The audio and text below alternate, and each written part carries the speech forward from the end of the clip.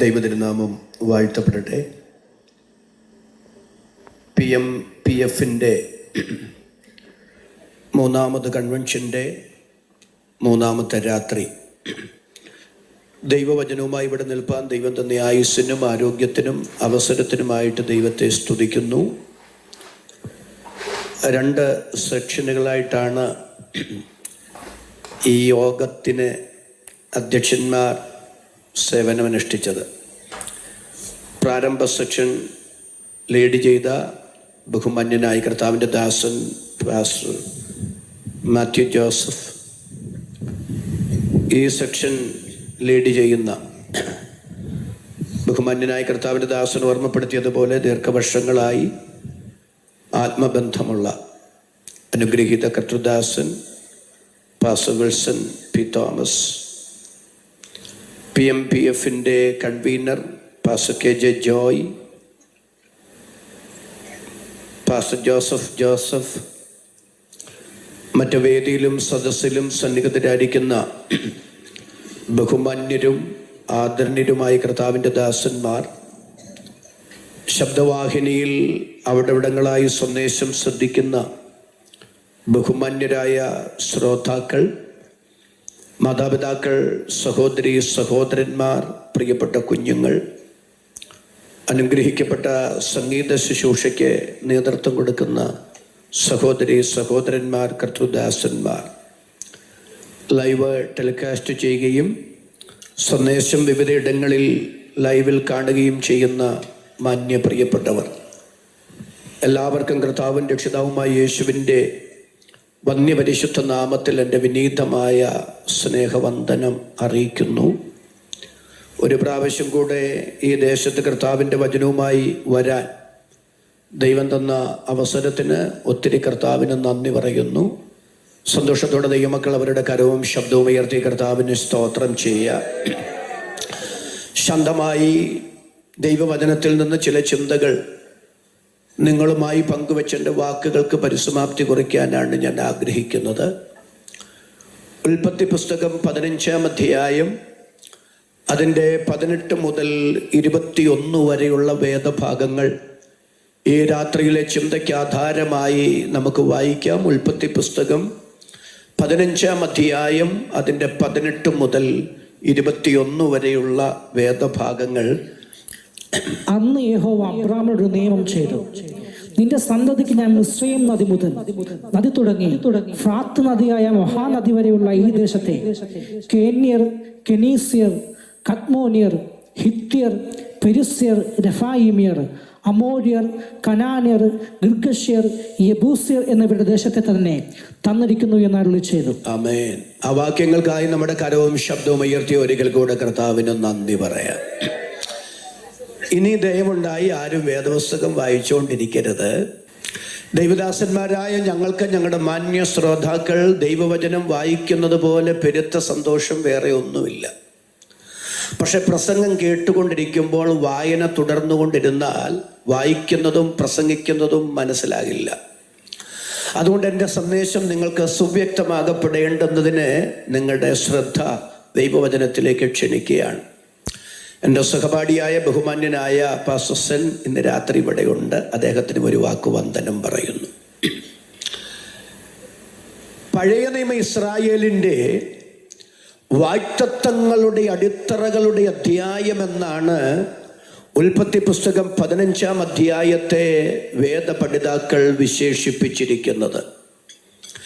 അതിപ്രധാനമായ 2 വാഗ്ദത്തങ്ങൾ ഉൽപ്പത്തി 15-ൽ നമുക്ക് കാണാം. അതിനു മുൻപ് ഉൽപ്പത്തി പുസ്തകം 15-ാം അധ്യായം 3 പരാമർശങ്ങളോടുകൂടെയാണ് സമാരംഭിക്കുന്നത്.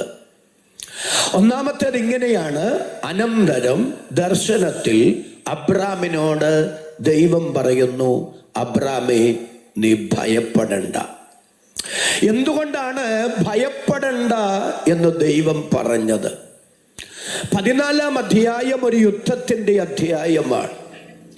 പ്രബലരായ 4 രാജാക്കന്മാർ 5 രാജ്യങ്ങളെ പരാജയപ്പെടുത്തി അവരെയും അവർക്കുള്ളതിനെയും അവർക്കുള്ളവരെയും അവർ അപഹരിച്ചു കൊണ്ടുപോയി. അങ്ങനെയായ കൊള്ളയായി പോയ രാജ്യങ്ങളിൽ ഒരു രാജ്യമായിരുന്നു സോദോം. സോദോമിലാണ് അബ്രാമിന്റെ സഹോദരപുത്രനായ ലോത്ത് പാർത്തിരുന്നത്. അപഹരിക്കപ്പെട്ടവരുടെ കൂട്ടത്തിൽ ലോത്തുമുണ്ടായിരുന്നു. ഓടിപ്പോകുന്ന ഒരുവൻ വന്ന് അബ്രാമിനോട് പറയുന്നു, ആ കൂട്ടത്തിൽ താങ്കളുടെ സഹോദരപുത്രനുമുണ്ട്. തനിക്കൊരു മകനില്ലാത്ത സ്ഥാനത്ത് എല്ലാമായി കരുതിയിരുന്ന ലോത്തും ആ കൂട്ടത്തിലുണ്ടെന്നറിഞ്ഞപ്പോ പ്രത്യാഘാതങ്ങൾ എന്താകും എന്നൊരു വിലയിരുത്തലിന് മുതിരാതെ വൈകാരികമായി പൊട്ടിത്തെറിച്ച് തന്റെ വീട്ടിൽ പിറന്നു വീണു വളർന്ന 318 അഭ്യാസികളുമായി ആ 4 രാജാക്കന്മാർക്കെതിരെ ആയിരക്കണക്കിന് സൈന്യങ്ങൾക്കെതിരെ അബ്രാം പുറപ്പെടുകയാണ്. ഇവരുമായി പോയാൽ അവരെ പരാജയപ്പെടുത്താൻ കഴിയുമോ എന്നൊരു മാനുഷിക വിലയിരുത്തലിനൊന്നും നേരമില്ല. അത്ര ഊഷ്മളമാണ് സഹോദരപുത്രനോടുള്ള ബന്ധം. ആ 318മായി പോയി 4 രാജാക്കന്മാരെ ആയിരക്കണക്കിന് സൈന്യത്തെ പരാജയപ്പെടുത്തി 5 രാജ്യങ്ങളെ സ്വതന്ത്രരാക്കി സുരക്ഷിത താവളത്തിലെത്തി തന്റെ കൊച്ചു കൂടാരത്തിനകത്ത് വന്നിരിക്കുമ്പോഴാണ് വികാരം വിവേകത്തിന് വഴിമാറിയത്. ഇപ്പോഴാണ് അബ്രാം ചിന്തിക്കുന്നത്, ദൈവമേ, ഞാൻ എന്തായി കാണിച്ചേ? ഇതുവരെ പരാജയം എന്തെന്നറിഞ്ഞിട്ടില്ലാത്ത അജയരായ 4 രാജാക്കന്മാരെ, അവരുടെ സൈന്യത്തെയാണ് ഞാൻ പരാജയപ്പെടുത്തിയിരിക്കുന്നത്. എൻ്റെ സഹോദരപുത്രനോടുള്ള സ്നേഹം കൊണ്ടാ ഞാനത് ചെയ്തതെന്നൊന്നും അവർക്കറിഞ്ഞുകൂടാ. ഞാൻ അവരുടെ ഭീഷണിയായി മാറി, കണ്ണിലെ കരടായി മാറി. മറ്റേതൊരു രാജ്യത്തെ ഇനി അവർ ആക്രമിക്കണമെങ്കിലും അവരുടെ കണ്ണിലെ കരടായ ഭീഷണിയായ എന്നെ ഒഴിവാക്കേണ്ടതായുണ്ട്. അതുകൊണ്ട് താൻ പരാജയപ്പെടുത്തിയ 4 രാജാക്കന്മാരിൽ നിന്ന് അപ്രതീക്ഷിതമായ ഒരാക്രമണം തനിക്കെതിരെ ഉണ്ടാകാൻ സാധ്യതയുണ്ടെന്നോർത്ത് ആ ദൈവമനുഷ്യൻ മാനുഷിക ഭയത്തിന്റെ തടവറക്കാരനായി കൊച്ചു കൂടാരത്തിനകത്ത് ഒതുങ്ങിക്കഴിയുമ്പോൾ തന്റെ ഭക്തന്റെ ഹൃദയത്തിന്റെ സ്പന്ദനമറിയാവുന്ന ദൈവം ആ കൂടാരത്തിൽ വന്ന അബ്രാമിനോട് പറയുന്നു, അബ്രാമേ, നീ ഭയപ്പെടണ്ട. ഇന്ന് രാത്രി കൃപ ലഭിച്ച ദൈവമക്കളോട് ഞാൻ വിളിച്ചു പറയാം, നമ്മുടെ ഹൃദയത്തിന്റെ സ്പന്ദനം അറിഞ്ഞ് നമ്മോട് ഇടപെടാൻ അറിയാവുന്ന ഒരൊറ്റ ദൈവം, അതിന്ന് രാത്രി നാം സ്തോത്രം ചെയ്ത് ആരാധിക്കുന്ന ദൈവം എന്ന് പറയുമ്പോൾ എന്നോട് ചേർന്ന് ആധാരം തുറന്ന് ആമേൻ പറയാൻ മനസ്സുള്ള എത്ര പേര് ഇവിടെ വന്നിട്ടുണ്ട്? അവർക്കായി ഞാൻ ദൈവത്തെ സ്തുതിക്കുന്നു. പല കാരണങ്ങളാൽ ഭയമുണ്ടാകുക ഈ പഴയ നിയമ ചിന്തയല്ല, ഞമ്മത്തിലെ ചിന്തയാണ്. അതിലേക്ക് ഞാനൊരു വഴി വിട്ടുവരികയാണ്. ഭയങ്ങൾ പല കാരണങ്ങളാൽ ഉണ്ടാകാം. എല്ലാം കൂടി ഇന്ന് രാത്രി നീട്ടിപ്പരത്തി പറയുന്നില്ല, എന്നാൽ 2 കാരണങ്ങൾ പറയാം. ഒന്ന്, അകാരണ ഭയങ്ങളാൽ വേട്ടയാടപ്പെടുന്ന മനുഷ്യരുണ്ട്. കാര്യകാരണങ്ങൾ കണ്ണിന്റെ മുൻപിൽ ഇല്ലാത്തപ്പോഴും സങ്കല്പ ലോകത്ത് ഭയത്താൽ വേട്ടയാടപ്പെടുന്ന മനുഷ്യർ. മനോഹരമായ ഒരു ഉദാഹരണം തിരുവചനത്തിൽ നിന്ന് അതിന് ഉപോത്ബലകമായി പറയാം. യേശു കർത്താവ് തന്റെ ശിഷ്യന്മാരെ അക്കരയ്ക്ക് പോകാൻ നിർബന്ധിച്ചു പറഞ്ഞയച്ചു എന്ന് പറഞ്ഞാൽ ആ യാത്ര അവർക്ക് താല്പര്യമുണ്ടായിരുന്നില്ല. അതിൽ നിന്ന് ഒഴിഞ്ഞു മാറാൻ അവർ പരിശ്രമിച്ചതാണ്. പക്ഷെ യേശു കർത്താവിന്റെ സ്നേഹപൂർവമായ നിർബന്ധത്തിന് വിധേയപ്പെട്ട് അവർ യാത്ര ആരംഭിക്കേണ്ടി വന്നു. തിരുവചനത്തിൽ ഇങ്ങനെ പറയുന്നു, പടകോ കരവിട്ട് പല നാഴിക ദൂരത്തായി. അർത്ഥം, ദൂരം ഏറെ കരയിൽ നിന്ന് താണ്ടി. പക്ഷെ ലക്ഷ്യസ്ഥാനത്തെത്തിയിട്ടില്ല. ലക്ഷ്യസ്ഥാനത്തേക്ക് ഇനി ദൂരം കിടക്കുന്നു. നമ്മുടെ ഗ്രാമീണ ഭാഷയിൽ പറഞ്ഞാൽ ഇപ്പോൾ അവരൊരു നടുക്കടലിലാണ്. കാറ്റു വീശി അടിക്കുന്നു, തിര തള്ളി കയറുന്നു, ആ പടക് മുങ്ങുകയാണ്. ശിഷ്യന്മാരുടെ മനസ്സ് നിങ്ങളൊന്ന് വായിച്ചേ. കർത്താവേ, ഈ യാത്ര ഞങ്ങളായി എടുത്തു ചാടി ആരംഭിച്ചതല്ല. ഞങ്ങൾക്ക് ഈ യാത്ര ഒട്ടും താല്പര്യമുണ്ടായിരുന്നില്ല. ഇതിൽ നിന്ന് ഒഴിഞ്ഞു മാറാൻ ഞങ്ങൾ പരിശ്രമിച്ചതാണ്. എന്നാൽ അങ്ങാണ് ഞങ്ങളെ നിർബന്ധിച്ച് യാത്രയ്ക്കാക്കിയത്. ഇത് അങ്ങയുടെ ഹിതമായിരുന്നു, അങ്ങയുടെ പദ്ധതിയായിരുന്നു.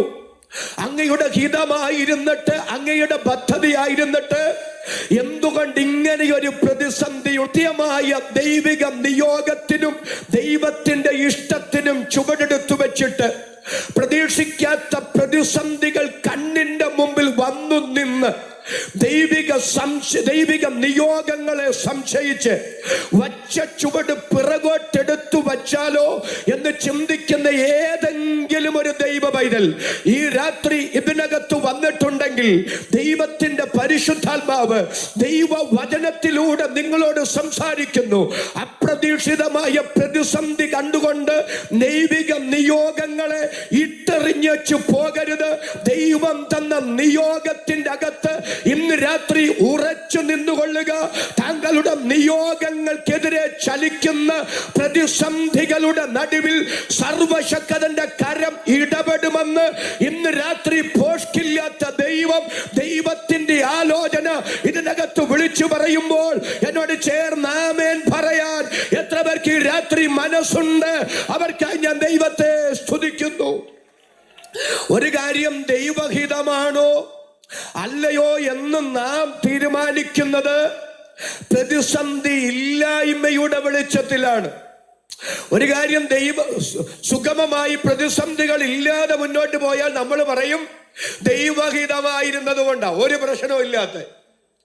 ഇനി ഏതെങ്കിലും പ്രതിസന്ധി ഉണ്ടായാൽ നമ്മൾ പറയും ദൈവഹിതമല്ലാത്തത് കൊണ്ടാണ്. തെറ്റിദ്ധരിക്കരുത്. ദൈവഹിതത്തിന്റെ തെളിവ് പ്രതിസന്ധി ഇല്ലായ്മയല്ല.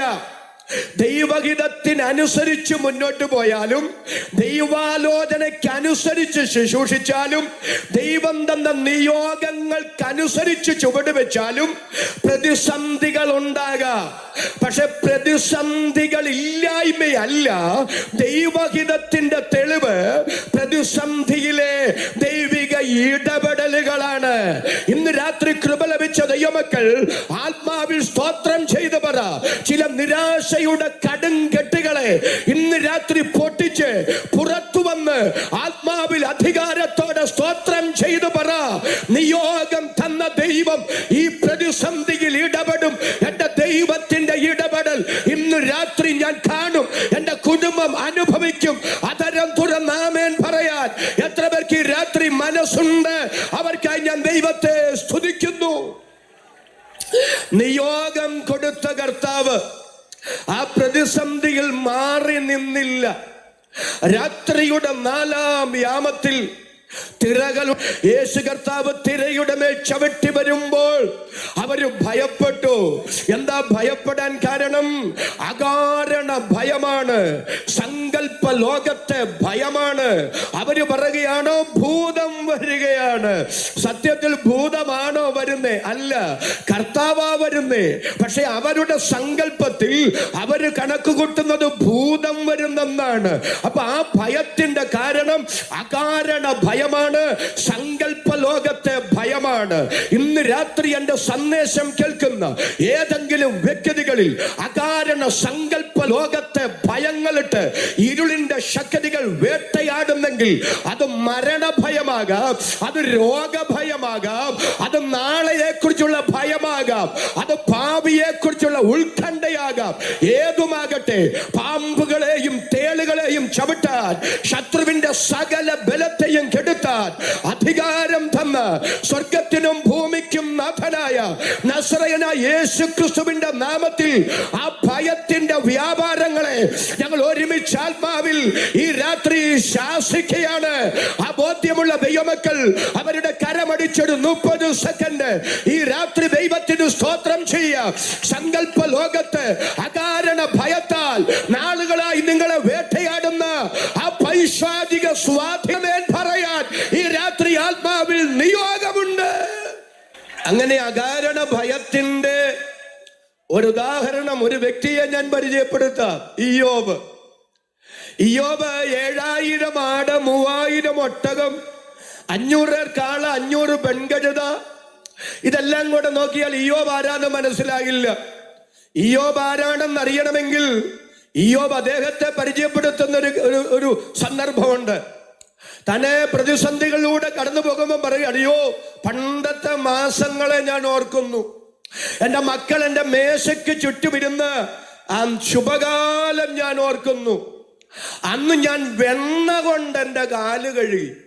നമ്മളൊക്കെ സാധാരണ പച്ചവെള്ളത്തിലും ചൂടുവെള്ളത്തിലും കാല് കഴുകുന്നവരാ.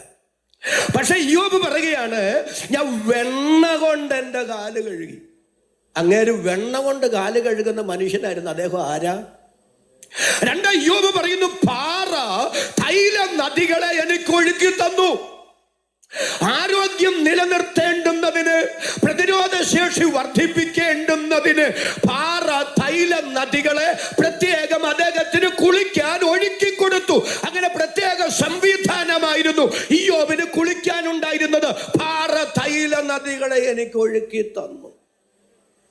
പട്ടണത്തിൽ വിശാല സ്ഥലത്ത് ഞാൻ എൻ്റെ ഇരിപ്പിടം കൊണ്ടുവയ്ക്കുമ്പോൾ, പട്ടണത്തിൽ വിശാല സ്ഥലങ്ങളിൽ ആരാ ഇരിപ്പിടം കൊണ്ടുവച്ചിരുന്നത്? അന്ന് ന്യായാധിപന്മാരാണ്.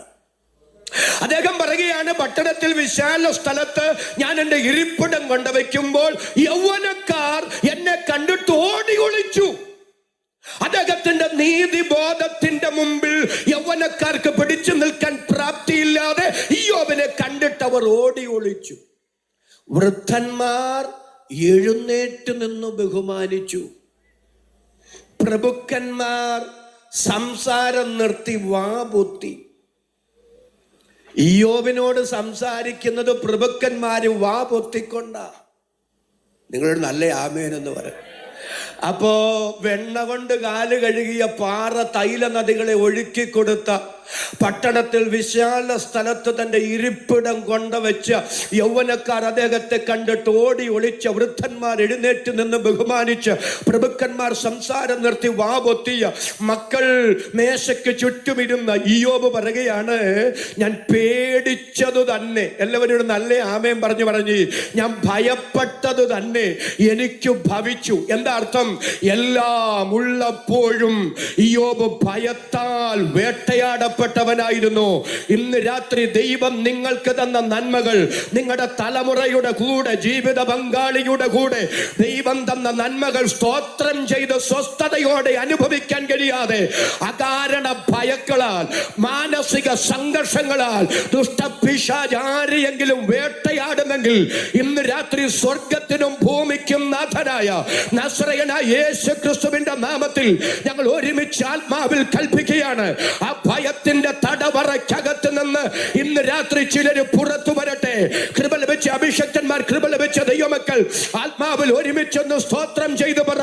ഭീരുത്വത്തിന്റെ ആത്മാവിനെ അല്ല നാം അപ്പാ പിതാവ് എന്ന് വിളിപ്പാൻ സ്വപുത്രന്റെ ആത്മാവിനെ ദൈവം നമുക്ക് തന്നിരിക്കുകയാണ്. ഇന്ന് രാത്രി യേശു ക്രിസ്തുവിന്റെ നാമത്തിൽ ഒരു അസാധാരണ ദൈവിക വിടുതൽ ഇതിനകത്ത് ഞാൻ തിരിച്ചറിയുന്നു. എന്നോട് ചേർന്ന് വിശ്വാസത്താൽ ആ വാക്കിന് ആമേൻ പറയാൻ കരുത്തുള്ള എത്ര പേര് ഇതിനകത്ത് വന്നിട്ടുണ്ട്? അവർക്കായി ഞാൻ ദൈവത്തെ സ്തുതിക്കുന്നു. അപ്പൊ ഒന്നാമത്തെ ഭയം, ഭയം, കാര്യകാരണങ്ങൾ, യാഥാർത്ഥ്യങ്ങൾ മനുഷ്യന്റെ മുമ്പിൽ നിന്ന് അവനെ ഭയപ്പെടുത്തുകയാണ്. വേദപുസ്തകത്തിൽ നിന്ന് തന്നെ ഞാൻ തെളിവ് പറയാം. യേശു കർത്താവ് ഗദരദേശത്തിന് ഇക്കരെ വന്നു. ആ സമയത്ത് പള്ളിപ്രമാണിയായ യായിറോസ് യേശുവിനെ എതിരേറ്റു വന്നിട്ട് പറയുകയാണ്, എൻ്റെ കുഞ്ഞുമകൾ അത്യാസന്ന നിലയിൽ കിടക്കുന്നു, എൻ്റെ വീട്ടിൽ വരെ ഒന്ന് വന്ന് അവളെ സൗഖ്യമാക്കണം. യേശു കർത്താവ് അവന്റെ നിർബന്ധത്തിന് വിധേയപ്പെട്ട് ആ വീടിനെ ലക്ഷ്യമാക്കി യാത്ര ചെയ്യുന്നു. വലിയൊരു പുരുഷാരവും ശിഷ്യന്മാരും കൂടെയുണ്ട്. ആ സമയത്ത് 12 വർഷമായി രോഗബാധയാൽ ഭാരപ്പെടുന്ന ഒരു സഹോദരി, അവളുടെ അകത്ത് വിശ്വാസത്തിന്റെ ഒരു മുള പൊട്ടി.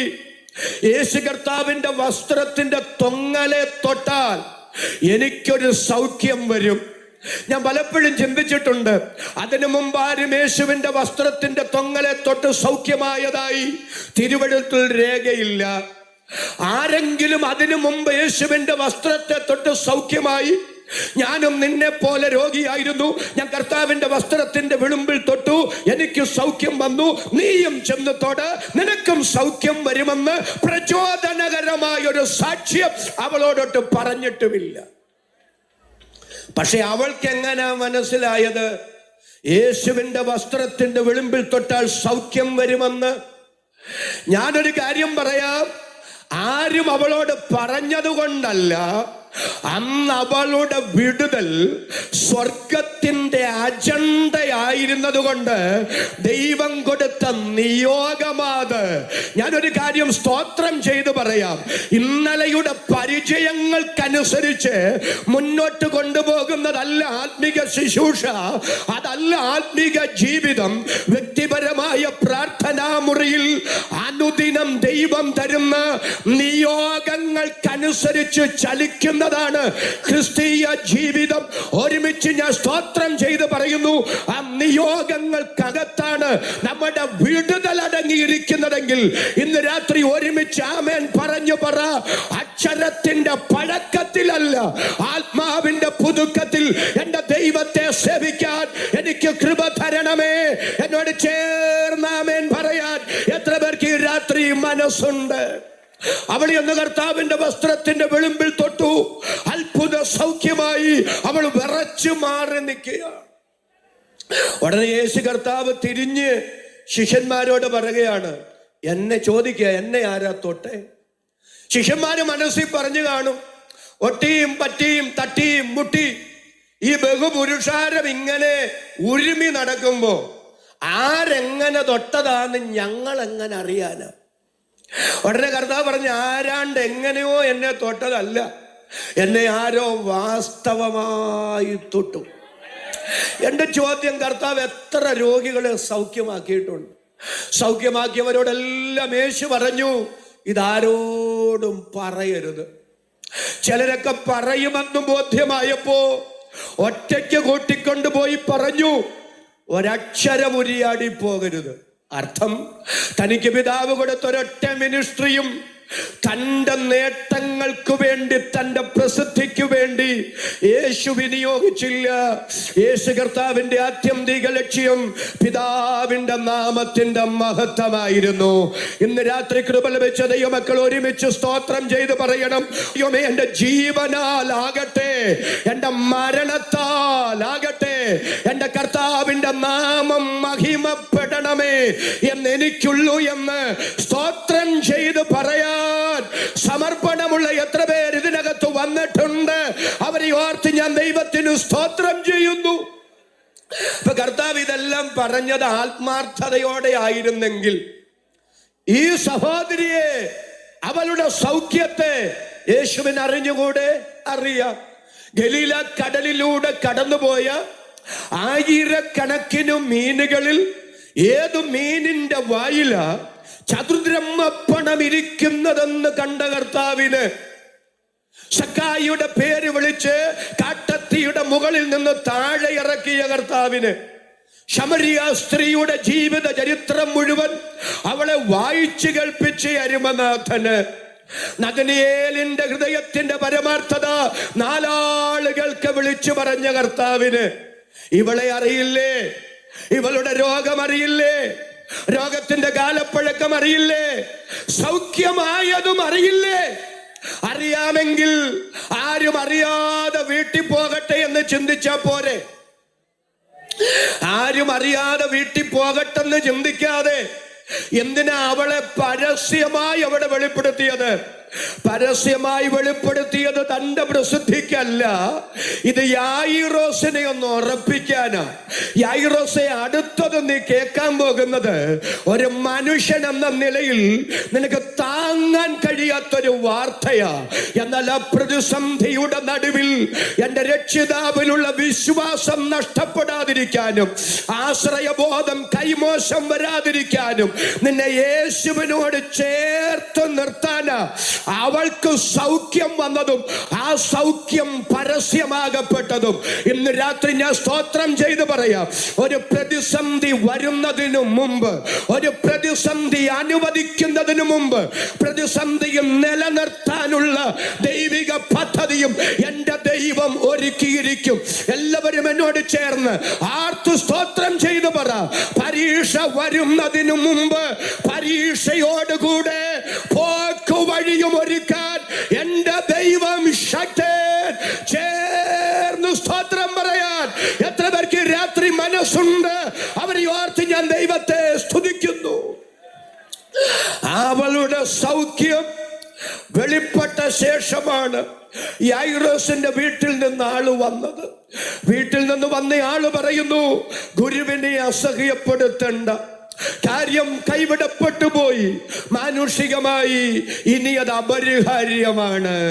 എന്നാൽ എൻ്റെ പ്രിയ കർത്താവ് യായിറോസിനോട് പറയുന്നു, യായിറോസേ, നീ ഭയപ്പെടണ്ട, വിശ്വസിക്കുക മാത്രം ചെയ്യുക.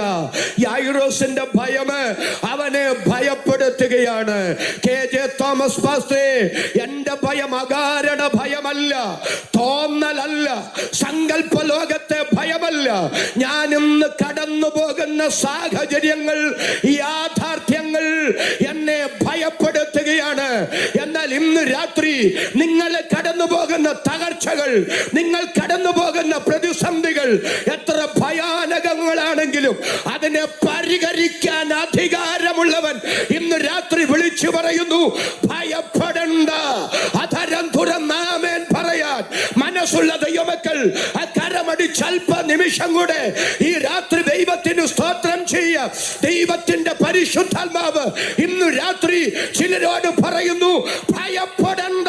ഇന്ന് നീ ഭയപ്പെടുന്ന, ഇന്ന് നിന്നെ ഭാരപ്പെടുത്തുന്ന ആ പ്രതിസന്ധിയെ കൈകാര്യം ചെയ്യാൻ ഞാൻ ശക്തനാണ്.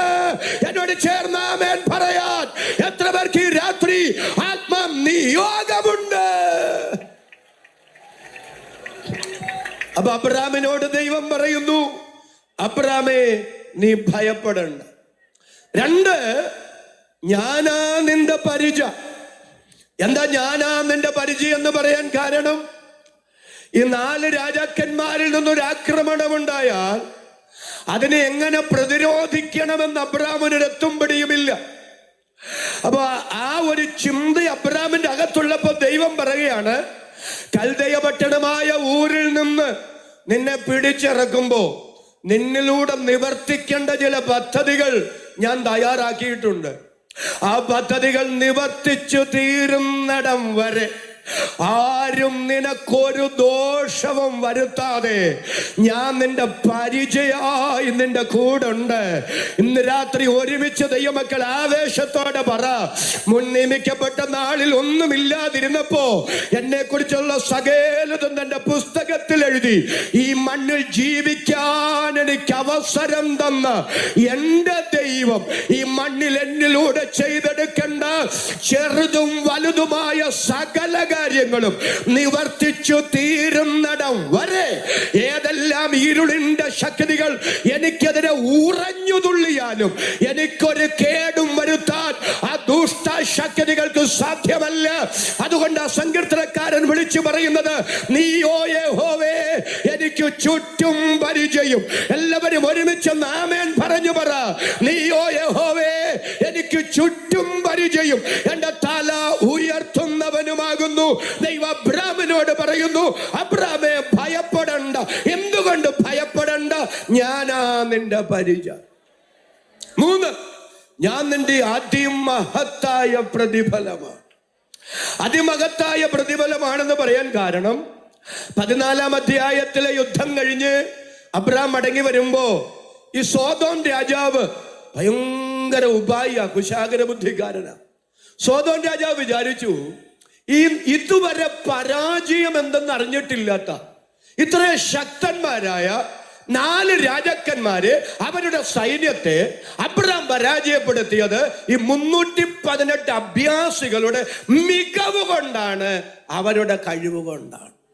അതുകൊണ്ട് ഈ കരുത്തന്മാരെ, ഉശിരന്മാരെ, ഈ അഭ്യാസികളെ കിട്ടിയാൽ ഇവരെ കൊണ്ട് എത്രയോ രാജ്യങ്ങളെ വെട്ടിപ്പിടിക്കാം. അപ്പൊ സോദോം രാജാവ് വിചാരിച്ചത് ഇവരുടെ മികവ് കൊണ്ട് അബ്രാം ജയിച്ചെന്ന്. പക്ഷെ സോദോം രാജാവിന് ഇല്ലാതിരുന്നൊരു വെളിപ്പാട് ശാലേം രാജാവും മൽക്കീസദേക്കിനുണ്ടായിരുന്നു. യുദ്ധം കഴിഞ്ഞ് മടങ്ങി വരുന്ന അബ്രാമിനെ അപ്പവും വീഞ്ഞുമായി എതിരേറ്റ് എന്നിട്ട് മൽക്കീസദേക്ക് പറയുകയാണ്, നിന്റെ ശത്രുക്കളെ നിന്റെ കയ്യിൽ ഏൽപ്പിച്ചു തന്ന ദൈവം, അബ്രാമേ നീയും നിന്റെ 318 അവരുടെ മുമ്പിൽ ഒന്നുമില്ലായിരുന്നു, തോറ്റോടിയേനെ. നിങ്ങളുടെ മികവ് കൊണ്ടല്ല, നിങ്ങളുടെ കഴിവ് കൊണ്ടല്ല, നിങ്ങളുടെ പ്രകടനം കൊണ്ടുമല്ല നിങ്ങൾ ജയിച്ചത്. നിന്റെ ശത്രുക്കളെ നിന്റെ കയ്യിൽ ഏൽപ്പിച്ചു തന്നൊരു ദൈവമുണ്ട്. ഇന്ന് രാത്രി എല്ലാവരും ആ കരങ്ങൾ മുകളിലേക്ക് ഒന്ന് ഉയർത്തിപ്പിടിച്ച് എന്നിട്ട് അതരം തുറന്ന് എന്നോട് ചേർന്ന് സ്തോത്രം ചെയ്തു പറ.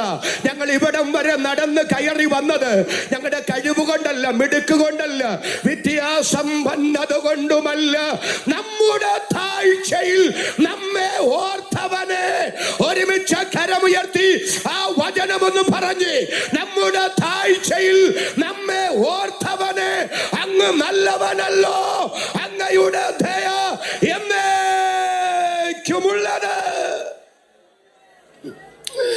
വെളിപ്പാടില്ലാത്ത സോദോം രാജാവ് കോടികളുടെ ഓഫർ കൊണ്ട് അബ്രാമിന്റെ കൈവെള്ളം വെച്ചു കൊടുത്തു. പക്ഷെ അബ്രാം തിരിച്ച് അവനോട് പറയുക, നീ എന്നെ സമ്പന്നനാക്കി എന്ന് പറയാതിരിക്കാൻ നിന്റെ കയ്യിൽ നിന്നൊരു ചെരുപ്പിന്റെ വാറ് പോലും ഞാൻ മേടിക്കുകയല്ല. എന്നിട്ട് ആ ദൈവ മനുഷ്യൻ കൂടാരത്തിനകത്ത് വന്നപ്പോ ദൈവം ദർശനത്തിൽ അബ്രാമിന്റെ അടുക്കൽ ചെന്നിട്ട് പറയുക, സോദോം രാജാവ് കൊണ്ടുവച്ച കോടികളുടെ ഓഫർ എന്നെ പ്രതിയാണോ നീ വേണ്ടെന്ന് വെച്ചത്? എന്നാൽ നീ അറിഞ്ഞു, ഞാൻ ആർക്കും കടക്കാരനല്ല, ഞാൻ ആർക്കും ബാധ്യതയല്ല. നിന്റെ മേലും നിന്റെ തലമുറകളുടെ മേലും അത് നീതിയുടെ പെരുമഴയായി പെയ്യിപ്പിക്കാൻ ഞാൻ വിശ്വസ്തനായ ദൈവമാണ്. ഞാനാണ് നിന്റെ അതിമഹത്തായ പ്രതിഫലം. ഇന്ന് രാത്രി ഞാൻ ഭയത്തോടെ പറയുകയാണ്, ആരെയും കബളിപ്പിച്ചും വഞ്ചിച്ചും തട്ടിച്ചും വെട്ടിച്ചും അർഹമല്ലാത്തതൊന്നും അവിഹിത മാർഗത്തിലൂടെ വളഞ്ഞ വഴിയിലൂടെ നേടാൻ സമ്പാദിക്കാൻ പോകണ്ട. പരമാർത്ഥതയോടെ ദൈവത്തെ സേവിച്ചാൽ മതി. നമുക്കും നമ്മുടെ തലമുറകൾക്കും വേണ്ടതെല്ലാം സമയത്ത് കരുതി തരാൻ എന്റെ ദൈവം വിശ്വസ്തനാണെന്ന് ആത്മാവിൽ സിംഹഗർജനം പോലെ ഒന്ന് സ്തോത്രം ചെയ്ത് എന്നോട് ചേർന്ന് പറയാൻ മനസ്സുള്ളവർ ആവേശത്തോടെ ആ കരമുയർത്തി ഒരിക്കൽ കൂടി ദൈവത്തിന് നന്ദി പറയാം. ഇന്ന് രാത്രി ഞാൻ ആവർത്തിച്ചു പറയുന്നു, നമ്മുടെ ദൈവമാർക്കും കടക്കാൻ പറഞ്ഞിരുന്നതെങ്കിൽ ഞാൻ തുള്ളിച്ചാടി സ്തോത്രം പറഞ്ഞേനെ. പക്ഷെ അബ്രാം തിരിച്ച് ദൈവത്തോട് പ്രതികരിച്ചത് ഒരു മൊന വെച്ച.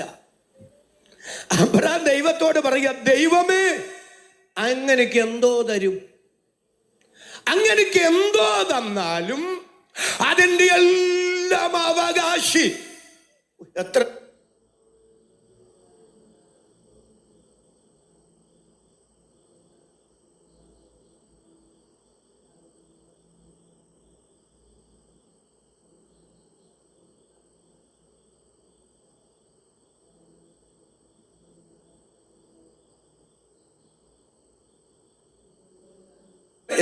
എത്ര നിസ്സാരമായിട്ട് ഈ ദമ്മേശക്കാരനായ എലിയാസർ അത്രേ.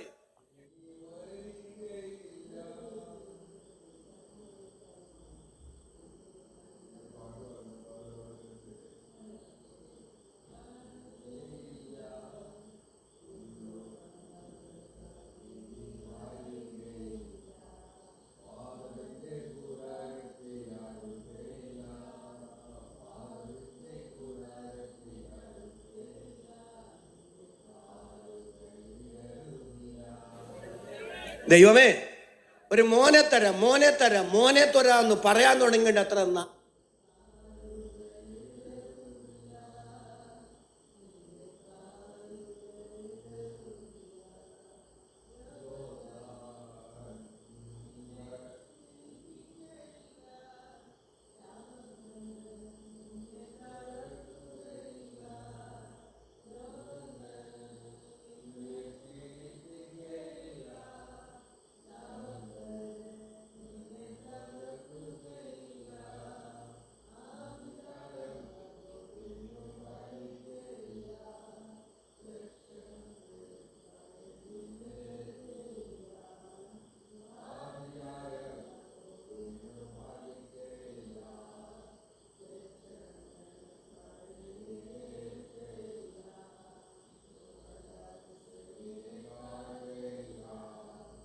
ആളായി പറച്ചിലല്ലാതെ പറഞ്ഞതൊന്നും നടന്നു കാണുന്നില്ല. എന്തെല്ലാം തന്നാലും തന്നാൽ അനുഭവിക്കാൻ ആളില്ലെങ്കിൽ എന്താ പ്രയോജനം? അതുകൊണ്ട്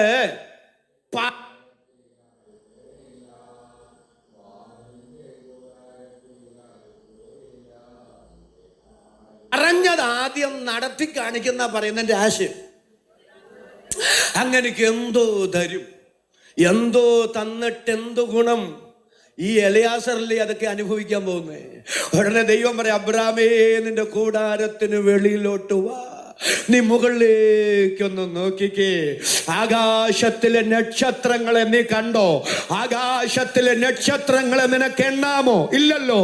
ഇതുപോലെ ആകാശത്തിലെ നക്ഷത്രങ്ങളെ പോലെ, ഒരു നല്ല ആമേൻ പറഞ്ഞ് എൻ്റെ കൂടെ വന്നേ, ഇതുപോലെ ആകാശത്തിലെ നക്ഷത്രങ്ങളെ പോലെ ഞങ്ങളെ തരും. അതാണ് ഒന്നാമത്തെ വാഗ്ദത്തം. ഉൽപ്പത്തി 15 ഒന്നാമത്തെ വാഗ്ദത്തം അതാണ്. ആകാശത്തിലെ നക്ഷത്രങ്ങളെ പോലെ ഞാൻ നിനക്ക് തലമുറകളെ തരും.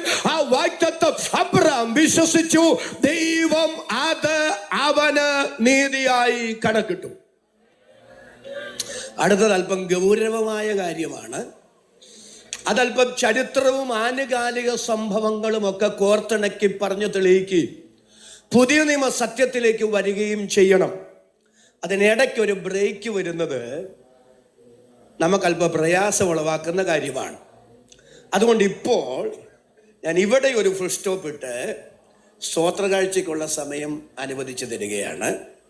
അതിനുശേഷം നമ്മൾ സന്ദേശം മുന്നോട്ട് കൊണ്ടുപോകും. കരവും ശബ്ദവും ഉയർത്തി ഒരിക്കൽ കൂടി നല്ലൊരു ആമേൻ പറയാം. കർത്താവ് നമ്മെ സഹായിക്കും.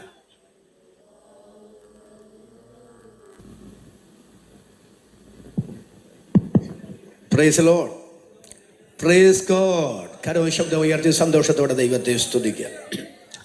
അപ്പൊ ദൈവം അബ്രാമിനോട് പറയുന്ന, അബ്രാമേ, ആകാശത്തിലെ നക്ഷത്രങ്ങളെ പോലെ ഞാൻ നിനക്ക് തലമുറകളെ തരാം. അബ്രാം അത് വിശ്വസിച്ചു. ദൈവം അത് അവന് നീതിയായി കണക്കിട്ടു. രണ്ടാമത്തെ വാഗ്ദത്തം തുടരുകയാണ്. അടുത്തത് രണ്ടാമത്തെ വാഗ്ദത്തം ദൈവം പറയുന്നു, ആകാശത്തിലെ നക്ഷത്രങ്ങളെ പോലെ ഞാൻ നിനക്ക് തലമുറകളെ തരിക മാത്രമല്ല, രണ്ടാമത്തെ വാഗ്ദത്തം ദേശത്തെ കുറിച്ചുള്ള വാഗ്ദത്തമാണ്. ഇത് കേട്ട അബ്രാം തിരിച്ച് ദൈവത്തോട് ചോദിക്കുന്നു, ദൈവമേ, അത് ഞാൻ എന്തോന്നിനാൽ അറിയും? ഏതെന്തോന്നിനാൽ അറിയും? ഈ ദേശം എനിക്ക് എൻ്റെ തലമുറകൾക്ക് അവകാശമായി തരാമെന്ന് അങ്ങ് വാഗ്ദത്തം പറയുന്നു. അത് ഞാൻ എങ്ങനെ തിരിച്ചറിയും? എങ്ങനെ അറിയുമെന്ന് ചോദിക്കുന്നത് ദൈവത്തെക്കുറിച്ചുള്ള സംശയമല്ല, ദൈവത്തെ സംബന്ധിച്ചുള്ള ബോധ്യമാണ്. നമ്മുടെ ദൈവത്തിന്റെ പ്രത്യേകത എന്താ? എബ്രായ ലേഖനം 6-ാം അധ്യായം വായിക്കേണ്ട. അവിടെ ഇങ്ങനെ വായിക്കുന്നു, വാഗ്ദത്തത്തിന്റെ അവകാശികൾക്ക് തന്റെ ആലോചന മാറാത്തതെന്ന് അധികം സ്പഷ്ടമാക്കാൻ വാഗ്ദത്തങ്ങളോടുകൂടെ ദൈവം ഉറപ്പും കൊടുക്കാറുണ്ട്. വാഗ്ദത്ത കേൾവിക്കും വാഗ്ദത്ത നിവർത്തിക്കും ഇടയ്ക്കുള്ള ഇടവേളയിൽ വാഗ്ദത്തം കേട്ടവൻ ക്ഷീണിച്ചു പോകാതിരിക്കാൻ തന്റെ വാഗ്ദത്തം നിവർത്തിക്കും എന്നതിന് ദൈവം ഉറപ്പ് കൊടുക്കും. ദൈവം ഉറപ്പും കൂടെ കൊടുക്കുന്ന ദൈവമാണെന്നുള്ള ബോധ്യത്തിൽ അബ്രാം തിരിച്ചു ദൈവത്തോട് പറയുന്നു, ദൈവമേ, ഈ വാഗ്ദത്തം അങ്ങ് നിവർത്തിക്കുമെന്നതിന് എനിക്കൊരു ഉറപ്പ് വേണം. ഉറപ്പ് ചോദിച്ച് അദ്ദേഹത്തോട് ദൈവം പറയുന്നു, ഞാൻ ഉറപ്പ് തരാം. നീ 3 വയസ്സുള്ള പശുക്കിടാവ്, 3 വയസ്സുള്ള കോലാട്, 3 വയസ്സുള്ള ആട്ടുകൊറ്റൻ, കുറുമ്പ്രാവ്, പ്രാവിൻ കുഞ്ഞിനെയൊക്കെ കൊണ്ടുവാ. അബ്രാം ഈ മൃഗങ്ങളെയെല്ലാം കൊണ്ടുവന്നു. നിങ്ങൾ വളരെ സൂക്ഷിച്ചു വേണം ഉൽപ്പത്തി 15 വായിക്കാൻ. ഉൽപ്പത്തി പുസ്തകം 15-ാം അധ്യായം ഒരു യാഗമല്ല നടക്കുന്നത്, അതൊരു നിയമമാണ്. ഞാൻ പിന്നീട് അത് വ്യക്തമാക്കാം. അപ്പൊ അബ്രാം എന്തിനാ ഈ മൃഗങ്ങളെയെല്ലാം കൊണ്ടുവന്നത്? മൃഗങ്ങളെ കൊണ്ടുവരിക മാത്രമല്ല, ഒത്ത നടുവേ മൃഗങ്ങളെ പിളർത്തി. മൃഗങ്ങളെ കൊണ്ടുവരാൻ ദൈവം പറഞ്ഞതും കൊണ്ടുവന്ന മൃഗങ്ങളെ അബ്രാം ഒത്ത നടുവേ പിളർത്തുകയും ചെയ്തതെന്തിന്? പഴയ നിയമം നിങ്ങൾ സൂക്ഷ്മമായി പഠിച്ചാൽ മനുഷ്യനും ദൈവവും തമ്മിൽ ഉടമ്പടി ചെയ്യുന്നത്, നിയമം ചെയ്യുന്നത് കാണാം. അങ്ങനെ ഉടമ്പടി ചെയ്യുമ്പോൾ, നിയമം ചെയ്യുമ്പോൾ ആ നിയമം നിവർത്തിക്കും എന്നതിന് ഉറപ്പുകൾ കൊടുക്കാറുണ്ട്. വേദപുസ്തകത്തിൽ നിന്ന് ധാരാളം തെളിവുകൾ തരേണ്ടതാണ്. പക്ഷേ ഈ രാത്രി കഴിഞ്ഞ 2 ദിവസങ്ങളിലെ പോലെ സമയം പോകില്ല. സമയം പോയെന്നല്ല ഞാൻ ഈ പറയുന്നത്, അവർ കൊണ്ടുപോയത് അത്രയും ഞാൻ കൊണ്ടുപോകുന്നില്ല. ആ അഡ്വാൻസും കൂടെ ഞാൻ നാളെ അനീഷ് പാസ്റ്റർക്ക് കൊടുക്കുക. എൻ്റെ സമയം കൂടെ വെട്ടിച്ചുരുക്കി നാളെ ഞാൻ അദ്ദേഹത്തിന് കൊടുക്കുക. അതുകൊണ്ട് ഇന്ന് നിങ്ങളെ അല്പം നേരത്തെ ഞാൻ വിടും, ഒരു സന്ദേശം ഒന്ന് പറഞ്ഞ്, കാരണം ചിലതൊക്കെ ഞാൻ വെട്ടിച്ചുരുക്കുകയാണ്. അപ്പൊ അങ്ങനെ നിവർത്തിക്കും എന്നതിന് ദൈവവും മനുഷ്യനും മനുഷ്യനുമായും ഉടമ്പടി ചെയ്യുമ്പോൾ, നിയമം ചെയ്യുമ്പോൾ ഉറപ്പ് കൊടുത്തിരുന്നു. അതിൽ വളരെ സൂക്ഷിച്ച്, വളരെ ശ്രദ്ധിച്ച്, ഒത്തിരി ആലോചിച്ച് ചെയ്യേണ്ട ഒരു ഉടമ്പടിയാണ് പിളർക്കപ്പെട്ട മൃഗങ്ങളുടെ നടുവിലൂടെയുള്ള ഉടമ്പടി. പഴയ നിയമത്തിൽ രണ്ടുപേർ ഉടമ്പടി ചെയ്യുമ്പോൾ മൃഗങ്ങളെ ഒത്ത നടുവെ പിളർക്കുന്നു. പിളർക്കപ്പെട്ട മൃഗത്തിന്റെ നടുവിലൂടെ രണ്ട് ധ്രുവങ്ങളിൽ നിന്നായി അവർ വരുന്നു. ഊറിയിറങ്ങി തളം കെട്ടി കിടക്കുന്ന ആ രക്തത്തെ സമം ചെയ്യുകയാണ്. ആ രക്തത്തെ സാക്ഷിയാക്കി അവർ രണ്ടുപേരും കൂടെ നിയമം ചെയ്യുകയാണ്. ഇത് ഞാൻ 100% താങ്കളോട് നിവർത്തിച്ചു കൊള്ളാം. ഒരു കാരണവശാലും ഞാൻ ഈ നിയമം തെറ്റിക്കില്ല. ഇനി നിയമം തെറ്റിച്ചാൽ നിയമം തെറ്റിക്കുന്നവനെ ഈ മൃഗത്തെ പോലെ പിളർത്തിക്കളയാം. വളരെ സൂക്ഷിച്ചു വേണം, വളരെ ആലോചിച്ചു വേണം, വളരെ ശ്രദ്ധിച്ചു വേണം ഇങ്ങനെ ഒരു നിയമം ചെയ്യാൻ. കാരണം അത് നിവർത്തിക്കാമെന്ന് ഉത്തമ ബോധ്യമുണ്ടെങ്കിലേ അങ്ങനെ ഒരു നിയമം ചെയ്യാവൂ. അല്ലെങ്കിൽ അതിന്റെ പ്രത്യാഘാതം വലുതായിരിക്കും. ഞാൻ അതിന്റെ തെളിവ് തരാം.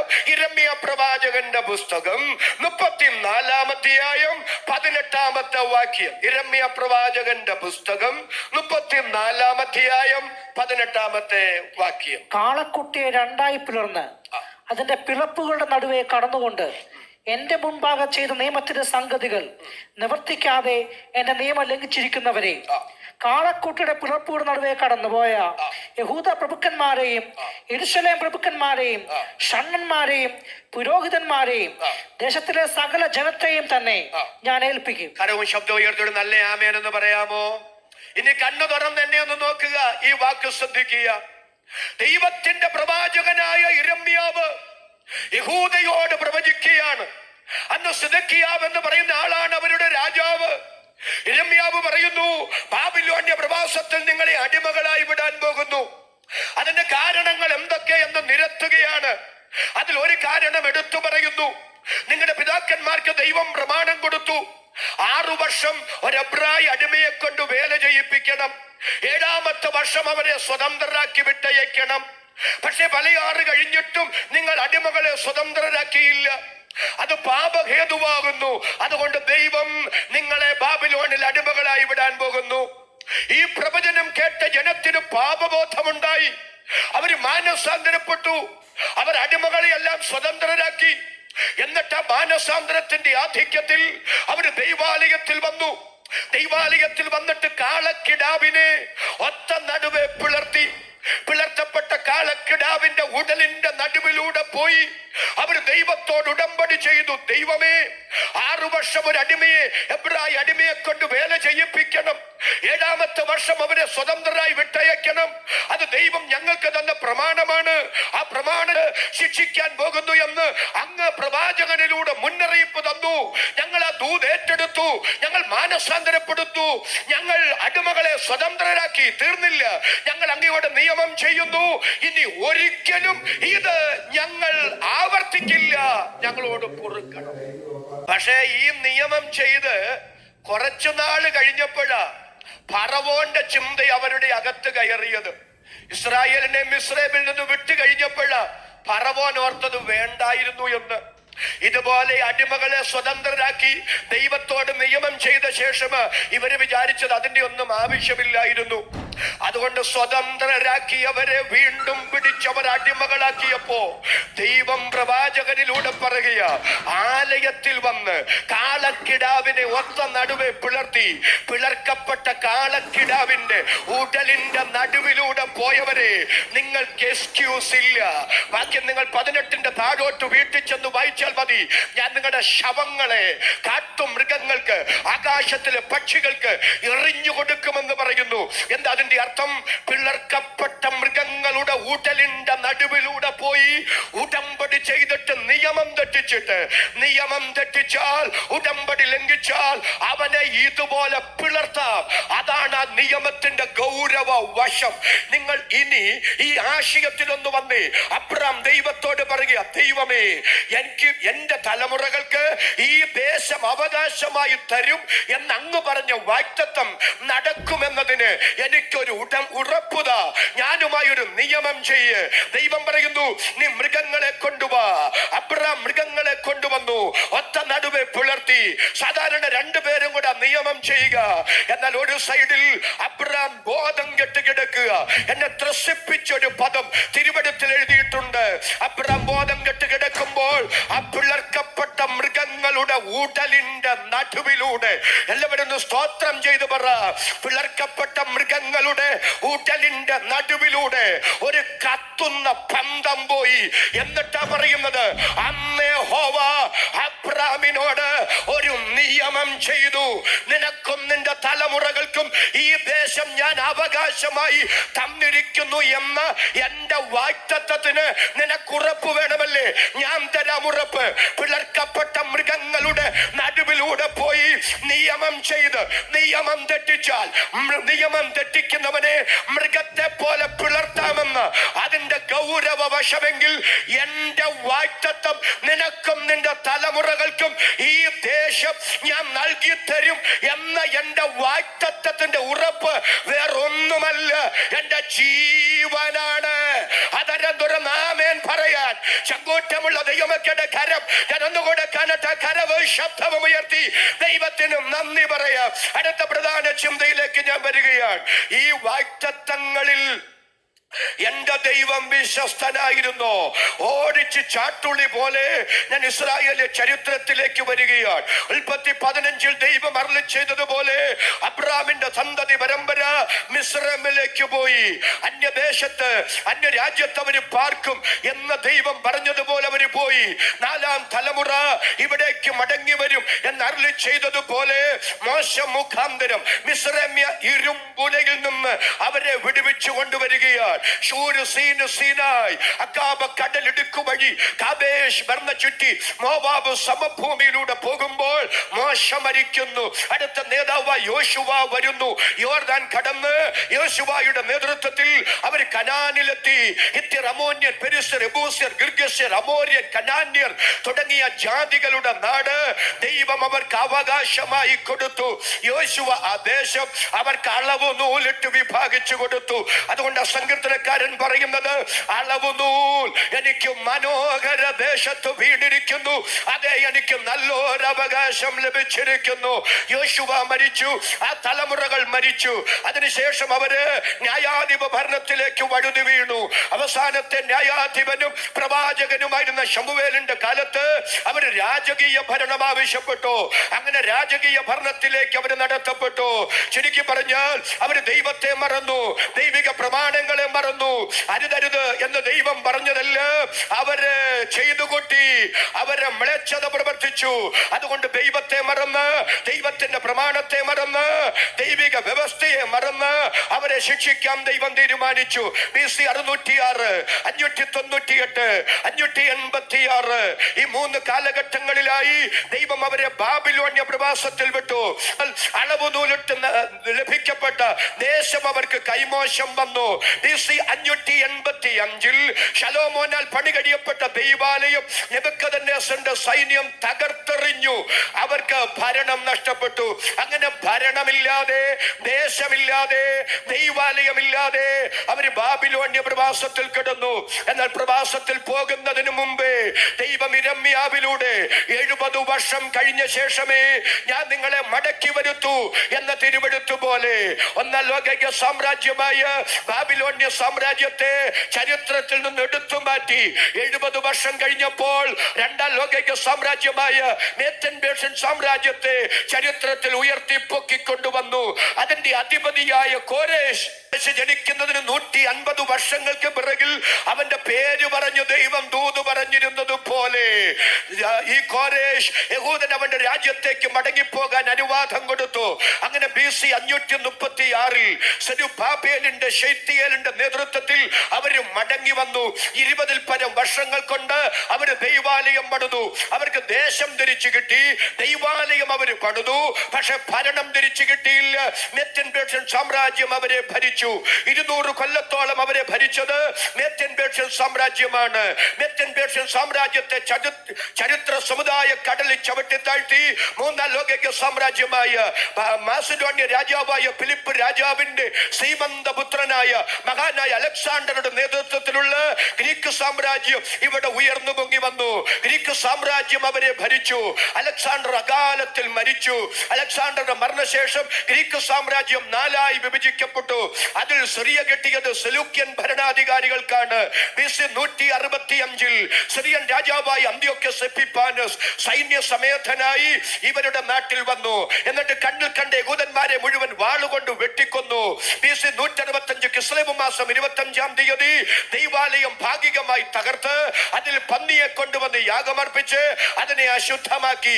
സിറിയൻ ഭരണത്തിന്റെ കീഴിൽ അവർ ഞെരിഞ്ഞമരുന്ന സമയമാണ് ഇരുമ്പ് ഭരണകൂടം എന്നറിയപ്പെടുന്ന റോമൻ സാമ്രാജ്യം ചരിത്രത്തിൽ ഉയർന്നു പൊങ്ങി വന്നത്.